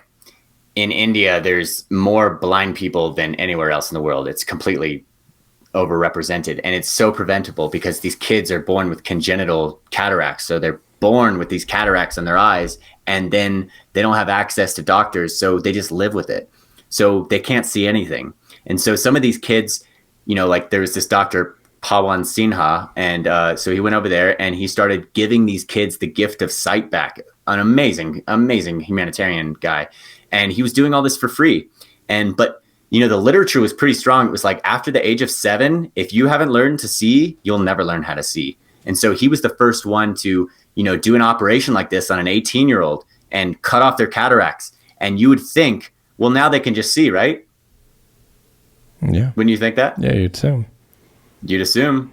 But he'll never be able to see like you and I see, sadly, because we have to learn to see. Seeing is so much more complex than anyone has ever imagined. And so, like, one of these fragmented pictures, it's a circle, and then there's a square that it like transects it, I guess. Mm-hmm. And so if you show that to this kid who got this operation and say, how many objects are here? He'd say 3. He couldn't understand. He like, what seems so simple. There's 2 objects there. It's a circle and a square. He can't understand it. So the next one is like, there's a ball and it's casting a shadow. And so, like, if you asked him how many objects are there, he'd say 2. He doesn't understand that a ball casts shadow yet. So he's learning this thing, but like, sadly, even if the brain is deprived of the ability to see for the first few months of its life, 3 months, that's it. There will always be deficiencies in the visual system that no amount of training can ever correct. So vision is an active process taking place inside your head. And this comes from Dr. David Eagleman, but 95% of what you're seeing right now is internal generated imagery, and 5% of that is retinal data. That's wild. That just goes to prove once again. And it's funny, the bits of information thing that goes back to, I think the first time I ever came in contact with that was within the what the bleep do we know, which is hilarious. I mean, there's a lot of leaps in that, but there's also a lot of facts as far as certain things within quantum physics go, and how particles operate. But that was the first time I'd heard. I think they said it was like 22 billion bits of information or something, and we could process 2,000 of them per second, and that makes up our reality. And you're saying it's 11 million, and it's 200 bits out of that 11 million that we're processing that make up our reality. So like the real reality, either way, whatever you want to take it as far as how big that is. But for the sake of this, we'll just say, the 11 million, that's real reality. That's all things, all possibilities, all things happen at once. Your reality, what you believe to be real, is merely the 200 that you hone in on, that you're processing, which are, you're isolating because of conditioning. You're isolating because of what you've been programmed to believe to be real, true, and possible, and affirming of that paradigm, that reality. And so you isolate those 2,000 bits as being like the important thing that make up your belief system and your reality. That doesn't mean that all the other things aren't happening and taking place like in the world, but it does to you. It does to the individual, to each of us. And so it's a very important thing to remember that those things we focus on, which we can change, at any time, it takes work, but it can be done. But that is making up what we believe to be real and true, but that's not what's real and true. That's just what's real and true to us. And we can change that, if we really, really want to, not easily, but we can. Yeah. And, this point's made like many times over, but it's like, it's one thing to hear like one study and be like, okay, well, that's interesting. But like to have a book that's long form argument that brings up so many different examples that paints a new picture for you, you really start to see how consciousness is really like a dream. Because with 95% internal generated imagery, the difference between this experience you're having, this rich visual experience that you're having right now, and you dreaming is 5% retinal data. Yeah. Isn't that nuts? Yeah. And that's the thing. The same parts of the brains are lighting up during the dream state, which means that we're seeing the same way we are when our eyes are open. Like as far as what the information the brain is processing, there's no distinction between it, which then what is fucking reality? And how rich is a dream? A dream is rich with mental imagery and sounds and sights and smells, like all of that. Like it's very rich. And so, if dreams teach you anything, it's that the brain is completely capable of creating an entire world on its own. It doesn't need the senses. Like what many doctors have made the case for is that, like your brain is really there the senses are really there to ground your sense of reality, or to ground your experience in some semblance of reality. So like they're there to anchor you from floating away from complete dream territory, because that's basically where you live. And so, and most people will be like, well, that sounds 95. That sounds a little bit, I don't know. But then once they experience the malleability of the internal experience component of a transcendent or psychedelic experience, that's when a year passes in 3 seconds, like it did for you, you know what I'm saying? Like during that Ibiza trip, like so much happened. You're like, okay, now I understand how much I am creating this moment. Yeah. And how real that and detailed that moment was, which wasn't real. It wasn't a thing that actually happened. It was a story my mind was coming up with that it made a movie for and played out with the utmost detail, and scenarios and everything. And we are constantly manufacturing our reality, like story, and all the. I'm glad you brought the illusion stuff, because I think that is really fundamental for people to just grasp that when it pertains to understanding how reality is constructed and how our brain actually processes information through our senses, and how much of that information it actually takes into account, how much of that actually affects the story, where 95% of that, as you're saying, is happening in the brain, and 5% of that is coming through the actual is that 5% just through the visual sense, or is that through all senses, or is it? It's 5% retinal data, so that's just vision. But when it comes to all the other senses, basically it's 90% top-down predictions and 10% bottom-up sensory information, and that is what creates. So at this moment, if you wanted to show the Bayesian inference photo, it's a great one. I pulled this off of neuroscientist Anil Seth's Royal Institution talk, and he talks about this. So as you can see in this photo, you have your sense data is in the red. And so, that's just a little bit. Your perception is somewhere in the middle, but your expectations, your prior beliefs, like these between the two, you create something yourself. So you're not seeing reality. You're not seeing your predictions. You're seeing something in the middle of that. And it's not completely 50-50 though. It's 90-10. So 90% top-down predictions and prior beliefs, and about 10% sensory information coming up. So that's just gives credence to the whole malleability of the internal experience idea. So thought really does have so much to do with our reality. And so the idea being, if you can change your thoughts, you can change everything. You can change your narratives. You can change your limiting beliefs. You can change, what is a human? A human is infinite potential rendered into physical form. That's what a human is. We don't know what a human is. Every 4 years we find out during the Olympics what people are capable of. We don't know. We're always surprised. Yeah, we are capable of so much more. Well, let's do this then. Let's dive really quick into, we can either go into the selves diagram if you think that's going to be a good way to take us home, or if there's really kind of whatever you think is most crucial for the audience to know as it pertains to consciousness, the things you've discovered, and why they should definitely check out your book, Consciousness in a Nutshell, when it comes out. And once again, make sure you go to jnelson.com and you can just sign up for the email list so that you can be notified when the book is published and out. But it should be in the next couple months. But yeah, whatever you think the audience needs to know that is most important before we wind this down. It's been an awesome conversation, man. Honestly, I could talk with you about this for forever, and there's so much to discuss. So much therein, but I guess that's why you gotta check out the book. But whatever you think is most important, or what you want to leave the audience with, and have them pondering in the meantime, or perhaps change a particular view on something.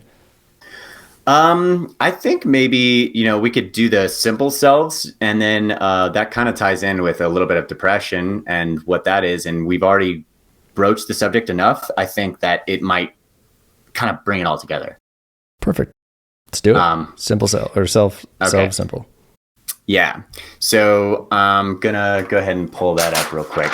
So when you go into the study of consciousness, obviously you have to start drawing lines in the sand. And the first one you make is that there is a conscious self and an unconscious self, obviously, So if you're trying to construct a way to conceptualize the brain, you have to, all the psychoanalysts agree that the brain is, and the psyche is best construed by multiple sub-personalities. So you have a conscious self and an unconscious self, right? That's the easiest thing. Now, from Nobel laureate Daniel Kahneman. Are you still good, by the way? No, I'm good, man. Okay. From Nobel laureate Daniel Kahneman, we are introduced to the idea of a remembering self. And so he's got a great TED talk where he outlines the differences between the experiencing self and the remembering self.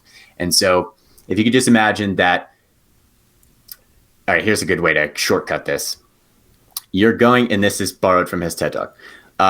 Imagine that you're going to go on a vacation, and you can go anywhere in the world you want. But at the end of the vacation, I'm going to take your phone. I'm going to take all your photos. I'm going to destroy all of them. Now, does that change where you would want to go?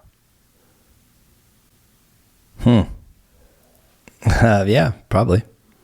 Yeah. Yeah. Okay. Yeah. So certain things you wouldn't want photos for. Well, right. Certain things you wouldn't want documented, depending on where you went. Other places you would. So what that gets at is like their idea that there is an experiencing self that lives in the now and knows the present and lives in a tiny span that's like 3 seconds on either side. And that's its world. That's what it knows. It doesn't have access to memories. It's just completely sunk in the deep now. So that's the experiencing self in a nutshell. Now, the remembering self is the self that's talking to you right now because I'm using stories and language and concepts that I've already thought about, and et cetera. So, like if I'm telling you a story, that's obviously product of the remembering self. So the remembering self is able to choose and make decisions and control consciousness to a certain extent, because it's wanting to drive future actions and future behavior in a way that makes sense. The only reason we remember things is so that it will ultimately drive future behavior, help us to find food or avoid, some sort of fearful situation or some sort of danger. Like, we're trying to protect ourselves. That's the only reason. That's the only evolutionary reason we have memories, is to change the way that we act in the future.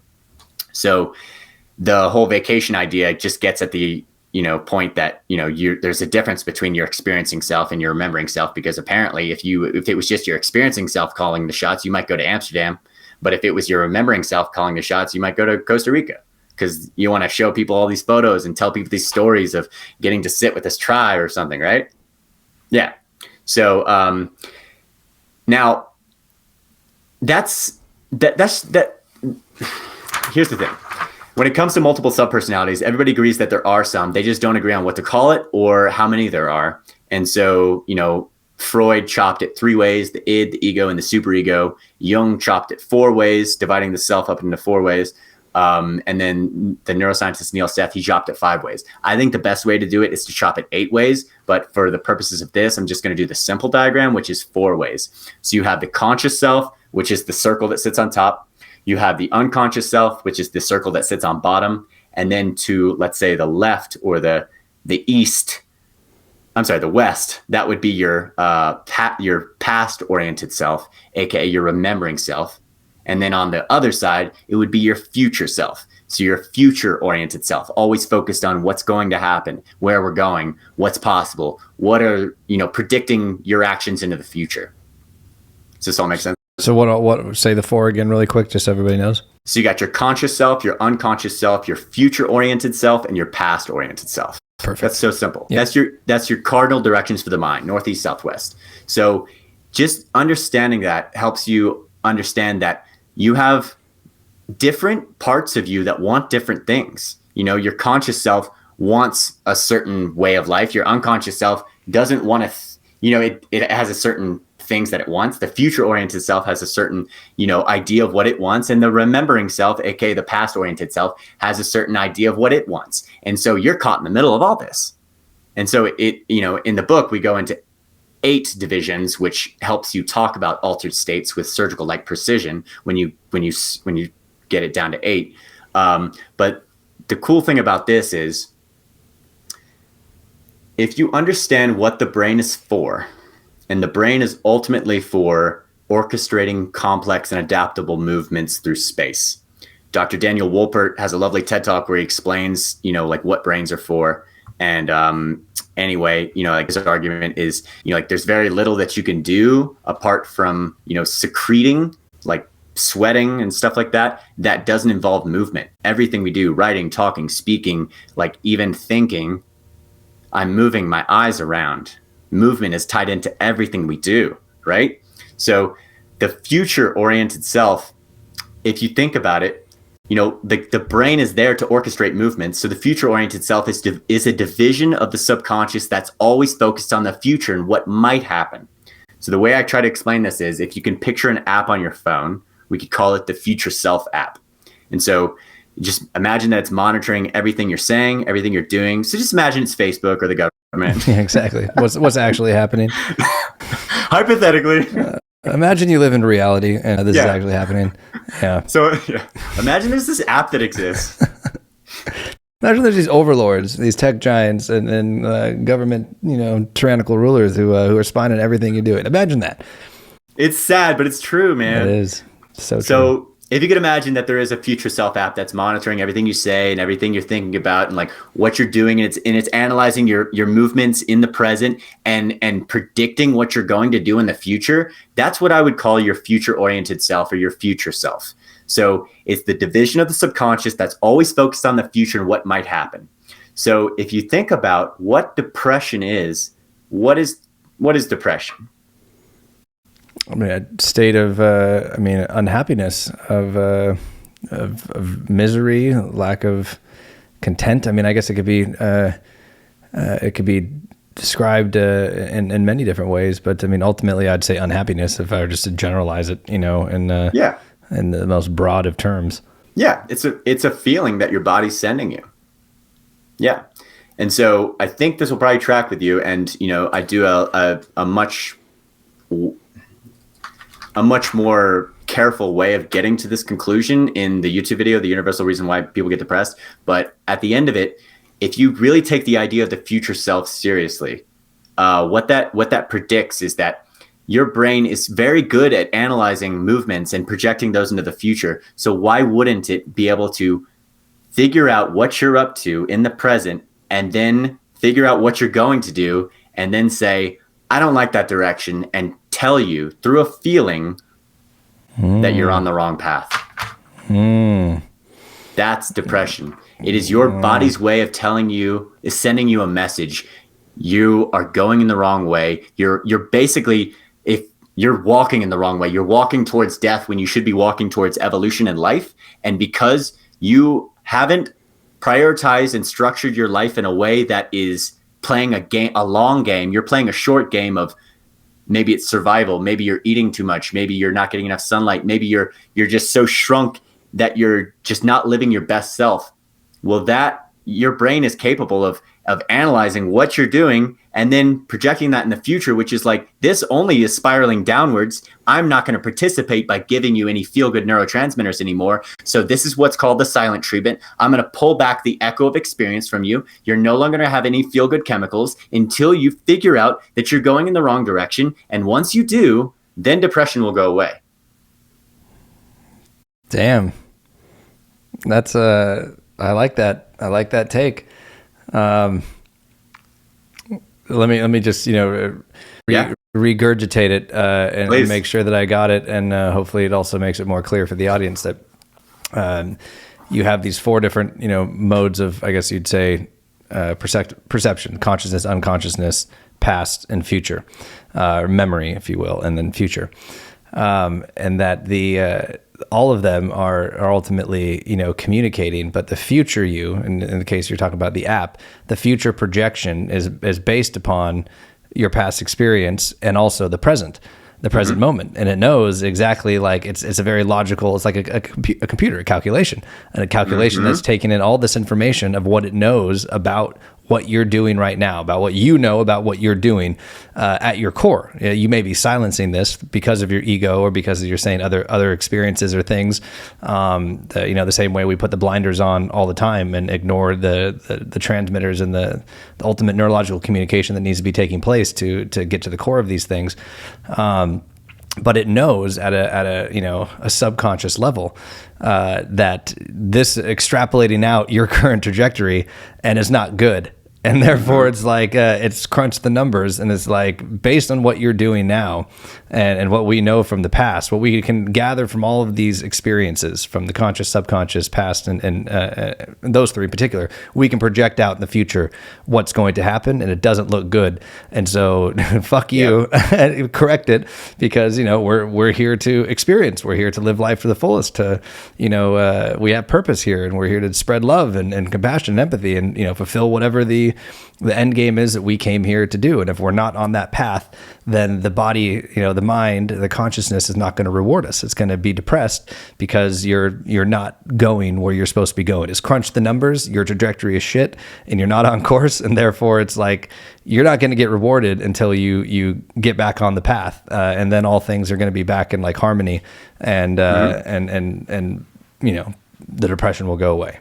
Is that right, essentially? That's exactly right. And I mean, it tracks, and I can back it up with another study in just a second, but and it tracks with your experience of working out and that sort of thing. I mean, like anybody's experience of working out. If you do the things that your body wants you to do, I mean, these are evolutionary evolved things that your body wants. It wants you to be, it wants homeostasis. It wants you to be warm. It wants you to go outside and get sunlight. It wants you to get proper sleep. It wants proper nutrition. It wants you to not feed it shit. And I've eaten so much horrible food in my life. That's why I say that like that. But I mean, your body doesn't want you to lie. It wants you to like be around other people, and we regulate each other's nervous systems. it wants all these things. And so when you give it what it wants, when you go skydiving, when you go traveling, when you go work out, when you go do something and have a novel experience, you get rewards. There's built-in rewards. And when you do things that you shouldn't do, there's punishments. And people don't like to hear that's what depression is, because they don't want to agree that, they could be responsible for this thing. They want to say, oh, it's just a chemical imbalance. Yeah, well, maybe it's a chemical imbalance, but where's that imbalance coming from? Maybe it's from your actions. Maybe it's from your thoughts, and maybe it's from rumination. So depression is underpinned. Dr. Neil Seth has this, he describes depression in 3 words. Depression is repetitive, ruminative thinking. And what is rumination? Rumination is replaying something in your mind over and over, over and over. Like what we talked about. I think we talked about that earlier, didn't we? Mm-hmm. Rumination. Yeah. So yeah. And depression is underpinned by hyperactive default network. Again, we get back to this ego. And so when you get this thing out of the way, that's when the downloads happen, which is you need to go work out. You need more sunlight. Your job is a dead-end job, and it's not helping you, and it's not helping the world. And you are lying to yourself. It's an enacted lie. It's an embodied lie that you are a vegan and you're working at a steakhouse. That's my story. I was a vegan working at a steakhouse, and my body said, "What the fuck are you doing, man? Yeah, you're a living lie." This relationship is toxic, and you're staying in it. Like same type of thing. Like our body knows, like it knows when things aren't good for us, and yet we've convinced ourselves, of the cheating spouse, or the verbally abusive person or whatever. Like, and your body's like, get the fuck away from them, and you're like, no, but I need. It's this lack of it's the same convincing of something that you're telling yourself, or your mind, your subconscious knows the fiber of your being, this is not good for you, and what you're doing, what you're taking in is toxic, is damaging. And so why would I reward you for this when you know it's not good, and you've made up a lie about why you need to keep doing it? Like, so until you fucking wake up from that, like, enjoy the depression. Enjoy the depression. Enjoy the silent treatment. Yeah, dude. So that was gonna prompt something. What? Okay. I'd be curious, just really quick, just to touch it on. What are the other 4? He says that's the 4 basics. What are the other 4? You don't need to go in detail on them, but like you said, it's really an 8-part. So there is you have a persona, for example. You have multiple personas. You have a persona of how you think you should be around your parents, how you should be at your job. You have a persona. I have there's like a husband persona. So you have all these masks that you wear in different settings. I have a persona that, like a YouTube persona. It's a little more put together than my probably persona I have with my wife, which is more like, this is me, man. Yeah. And so we each see different sides of each other. So persona is one. The ego, I'd like to call that the narrative self, because ego is used in he's got a big ego. That's like a colloquial term that doesn't track with the psychological meaning of ego. But with the way we've been using it is fine. And then, there is when everything gets knocked out, when you descend into that possibility space, when the flow state happens, when whatever, you reach the peak non-ordinary state experience, which is transcendence, there's only one thing left, and that's the awareness. And so the awareness it sits on the edge between the experiencing self and the bodily self. So, it's right there, but, let's say, for example, during a high dose psychedelic trip, you're not going to have a remembering self anymore, and you're not going to have a future self anymore. You're not going to have a persona anymore. You're going to have your unconscious self for sure. And you may be the true you, the real I when you descend into the possibility space, the narrative self melts away, so many other things as well. So your ability to extract yourself in the present moment is gone. You can't think about the past. You might not remember you've taken something. You might not be able to think about tomorrow. You're just stuck in the now, and that's all you have the attention for. And so that's completely just the awareness. But the idea is that there's a bodily self as well. And so this bodily self has certain needs and wants that it tries to communicate to you. But then you have this narrative self that spins another story that says, well, this person's good for me, or, this thing is good for me, or, I read on I saw on Dr. Oz that I should, so we have this idea that is in conflict with what the body is saying. And so I think this helps people understand that, with every decision, we're never in 100% agreement. Rarely. Usually it's like, well, I kind of want to get out of bed, but I kind of want to not get out of bed and just stay here forever. It's like, I kind of want to go to this thing tonight, but I don't. And then I flip a coin because I don't know how to do anything else. Yeah. Yeah. So it helps people understand, like, there's many different sides of you, and you're not just one thing. You're not just your narrative self. You're not just your thoughts. And when you start to treat yourself as this multiplicity, there's more happiness because, like meditation and yoga, these things are all about union and unionizing the self and getting yourself into one spot in one time and marrying yourself to this present moment. But when you let the ego come in and pull you out with mental, like, thoughts and worrying about tomorrow and, ruminating about the past, then that's where this depression and anxiety comes from, is because you've lost your loyalty to the present moment. So, yeah. Incredibly true, man. Wow, man. We've passed the 3-hour mark. Can I do one slam dunk thing? Fucking yeah, take it home, bro. All right, this would be the thing that really kicked me off in this whole future self thing. So, in the whole idea behind depression, there is this study called the Iowa Gambling Task. Have you heard of that one? Mm-mm. Okay. So it's a pretty simple thing to explain, but basically there's a subject and there's an experimenter, and the experimenter sets out 4 decks of cards. This is generally actually played on a computer, but whatever. So they set out 4 decks of cards, and all they tell the subject is choose from one of these 4 decks, and you just want to try to win as much money as possible. So the people start choosing these decks at random. They choose a card, and then they notice the wallet, money there's money in there. And then, they choose from this deck, money goes away. They choose from this deck, but it's completely like they have no idea which decks are good, or which like, are suits good, are sevens bad, or joker's good. They have no idea of any of this stuff. All they're just told is to pick cards and win as much money as possible. So at certain intervals, the experimenter will stop and be like, now, if you could choose from any one of these decks, A, B, C, D, which would you choose? And so people, sometimes they'll give an answer, sometimes like, I don't know. But the important point is they've also been hooked up to a galvanic skin response, which measures sweat glands, it's kind of like a lie detector test.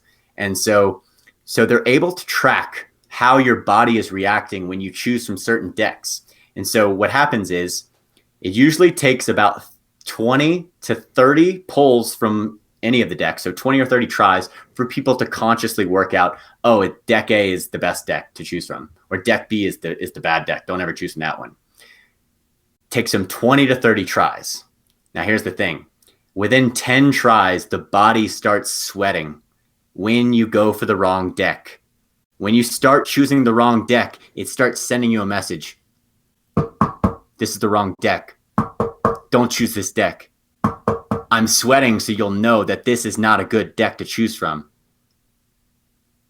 So what that means is around 10 cards in, the subconscious, aka the bodily self, or whatever you want to call it, has figured out which deck is the good deck. And then it takes the conscious self 10 or 20 more cards to figure out which deck is the right deck. And we think as conscious agents, oh, I'm just so smart and so intelligent and running and calling all the shots and all that stuff. No. Your physiology always plays a part in your decision making, even when you think it's all top-down logic. Even when you think, oh, I came up with it, it's obviously deck A. You didn't. Your body told you, and it knew way before you did. And it's just one of those studies that, paints another picture of the subconscious is smarter than you are. It has way more access to information than you are. And the body is very, very intelligent. And if we are going to continuously ignore what the body wants and what the subconscious is saying, then we are going to end up depressed and anxious because we're going against our own instincts. I'm glad you said instincts at the end, because all I was thinking about with that was the power of intuition, of our higher self. Like, we can call it the subconscious, whatever it is, we're connected. We're connected to all things. And I think we know that, at a level that we don't necessarily have access to, in our waking life, but can be accessed through these non-ordinary states of consciousness, if you will, that can be experienced and felt. And that our intuition, is never wrong. In my opinion, what I tell people anyway, like it's never wrong. It's never led you astray. It may have told you things that scared you or that you didn't want to do, but it was never wrong. And you ignored them at your own peril. And then you had to learn a lesson the hard way. And then you integrated that lesson. And then when that same opportunity came up, whether it's years, months, decades down the road, to have that same growth experience, you then made the right choice. But you didn't listen to your gut. Like our gut, our intuition, that subconscious that knows, that has access to this information, is always telling us stuff. And we just have to find that way, that balance of silencing the ego, silencing that logical part of the brain that thinks it has, like you were saying, all the answers, and realize that we're connected to other information that is happening on levels that, just like with the light spectrum, whatever it is, we see 0.00034% of like all light or something that is in existence, some absolutely tiny little number. All that other stuff is real though. It's happening. Like there are parts of our perception, that infinite us, that subconsciousness, that the ultimate consciousness, if you will, that makes up, the soul or the spirit or whatever you want to like call it, that energy that is in us, that is eternal, once created, doesn't go away, that is, vibration, sound, frequency, resonance, that is there, has access to information that we, in our conscious mind, the logical mind that we think like is so smart, doesn't. But it sends us that information. It does. It is there if we're tuned in. And I think that's, it seems like, at least, in my interpretation of that, which once again, I guess would come down to my reality, right? My reinforcing of what I believe to be real and possible. But it seems like that is, the higher self, that subconscious intuition, whatever we want to call it, that is picked up on information that is not necessarily seen, or is paying just far more attention than our, dumb logical brain that thinks it has it all, it's getting all the pieces. And it solved that puzzle a long time ago. And then it sent a signal to the body of like, hey, like you start heating up, like, don't do that. That's the bad one. And like, and then like, I know something you don't, I'm trying to tell you, please listen. Yes. But no, I mean, we try. And yeah, I mean, that was like when I worked with the monk, he said something I'll never forget, which is like, there's the path of pain. Like in this life, there's two choices. There's the path of pain and there's the path of listening. You can take either road you want, but I mean, what the path of pain feels like because you've been depressed for 15 years and you've told me this.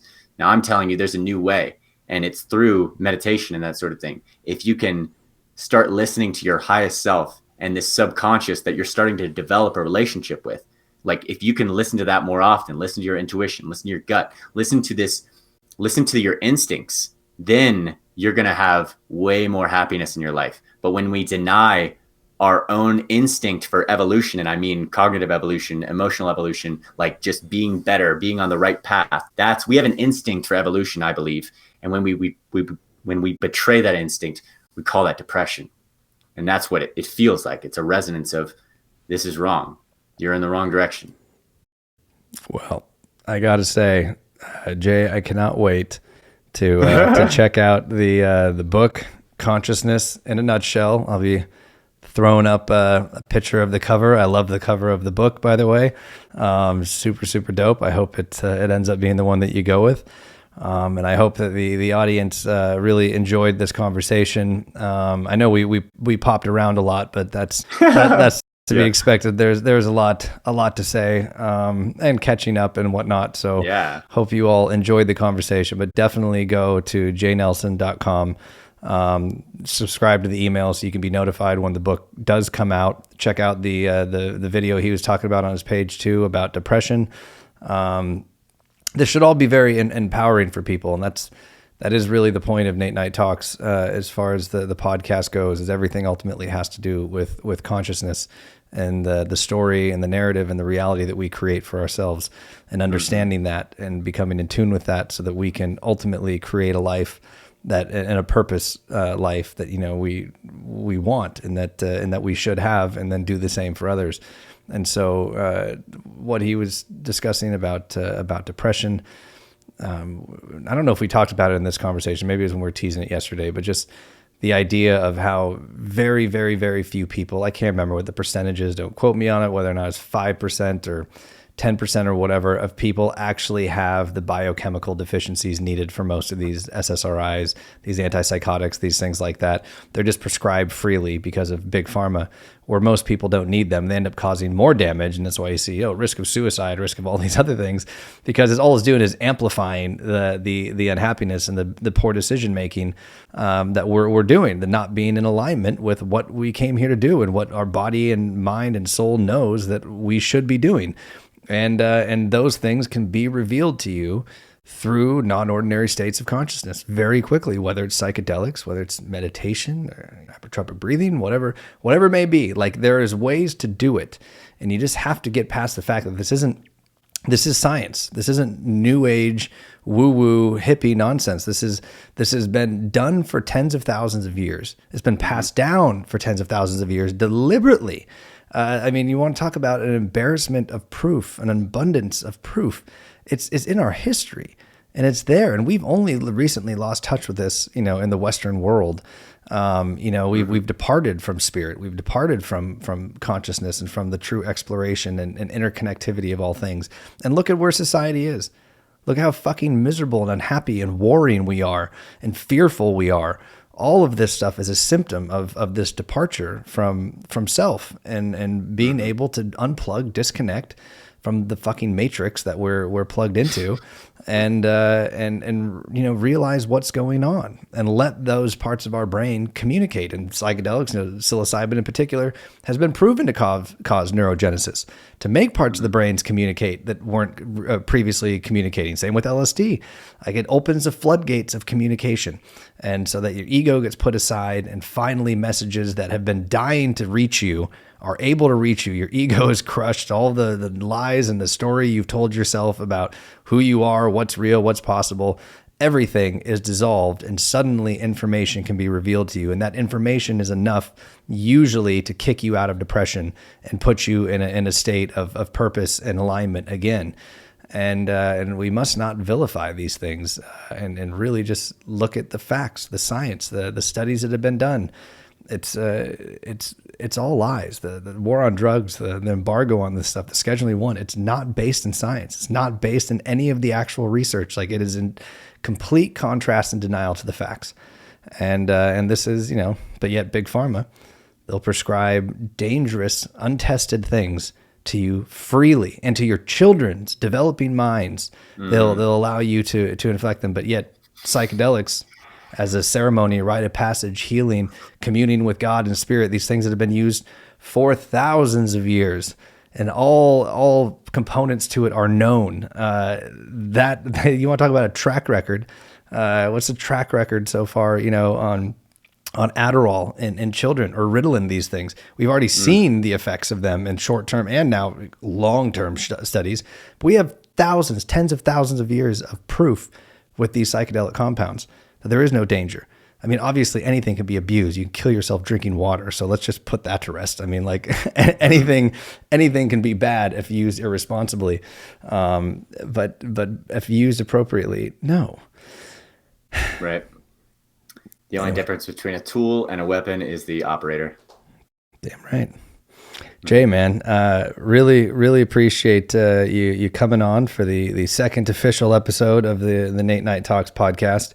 Really great to catch up with you. Really stoked for you and proud of you for what you've accomplished and how much work you've put into this.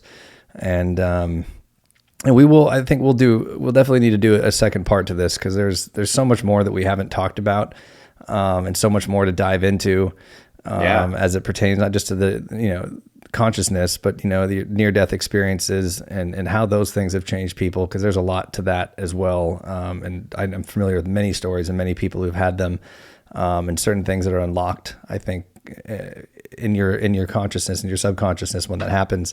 And more on psychedelics. There's so much more to dive into. It's such a a massive, massive subject, and it's worthy of our exploration and discussion and constant research. And so, I'm grateful for you doing it, and really hope everybody will check out the book once again, Consciousness in a Nutshell by Jay Nelson, and you co-wrote it with your wife, yes?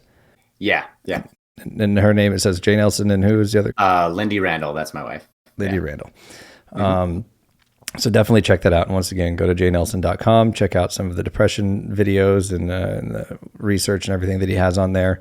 And on the YouTube video for this, I will put up some of the graphs and charts and illusions and things that were referenced during this conversation, so you can actually see what we were talking about. And any final parting words, my friend? I guess I just say that light pollution happens, like in a city. You can't, like there's so much light, you can't see any of the stars, right? So all this light that's around you, this, the city's turning on, like the city just being on and just functioning is blocking out your ability to see the cosmos that we're connected to and a part of.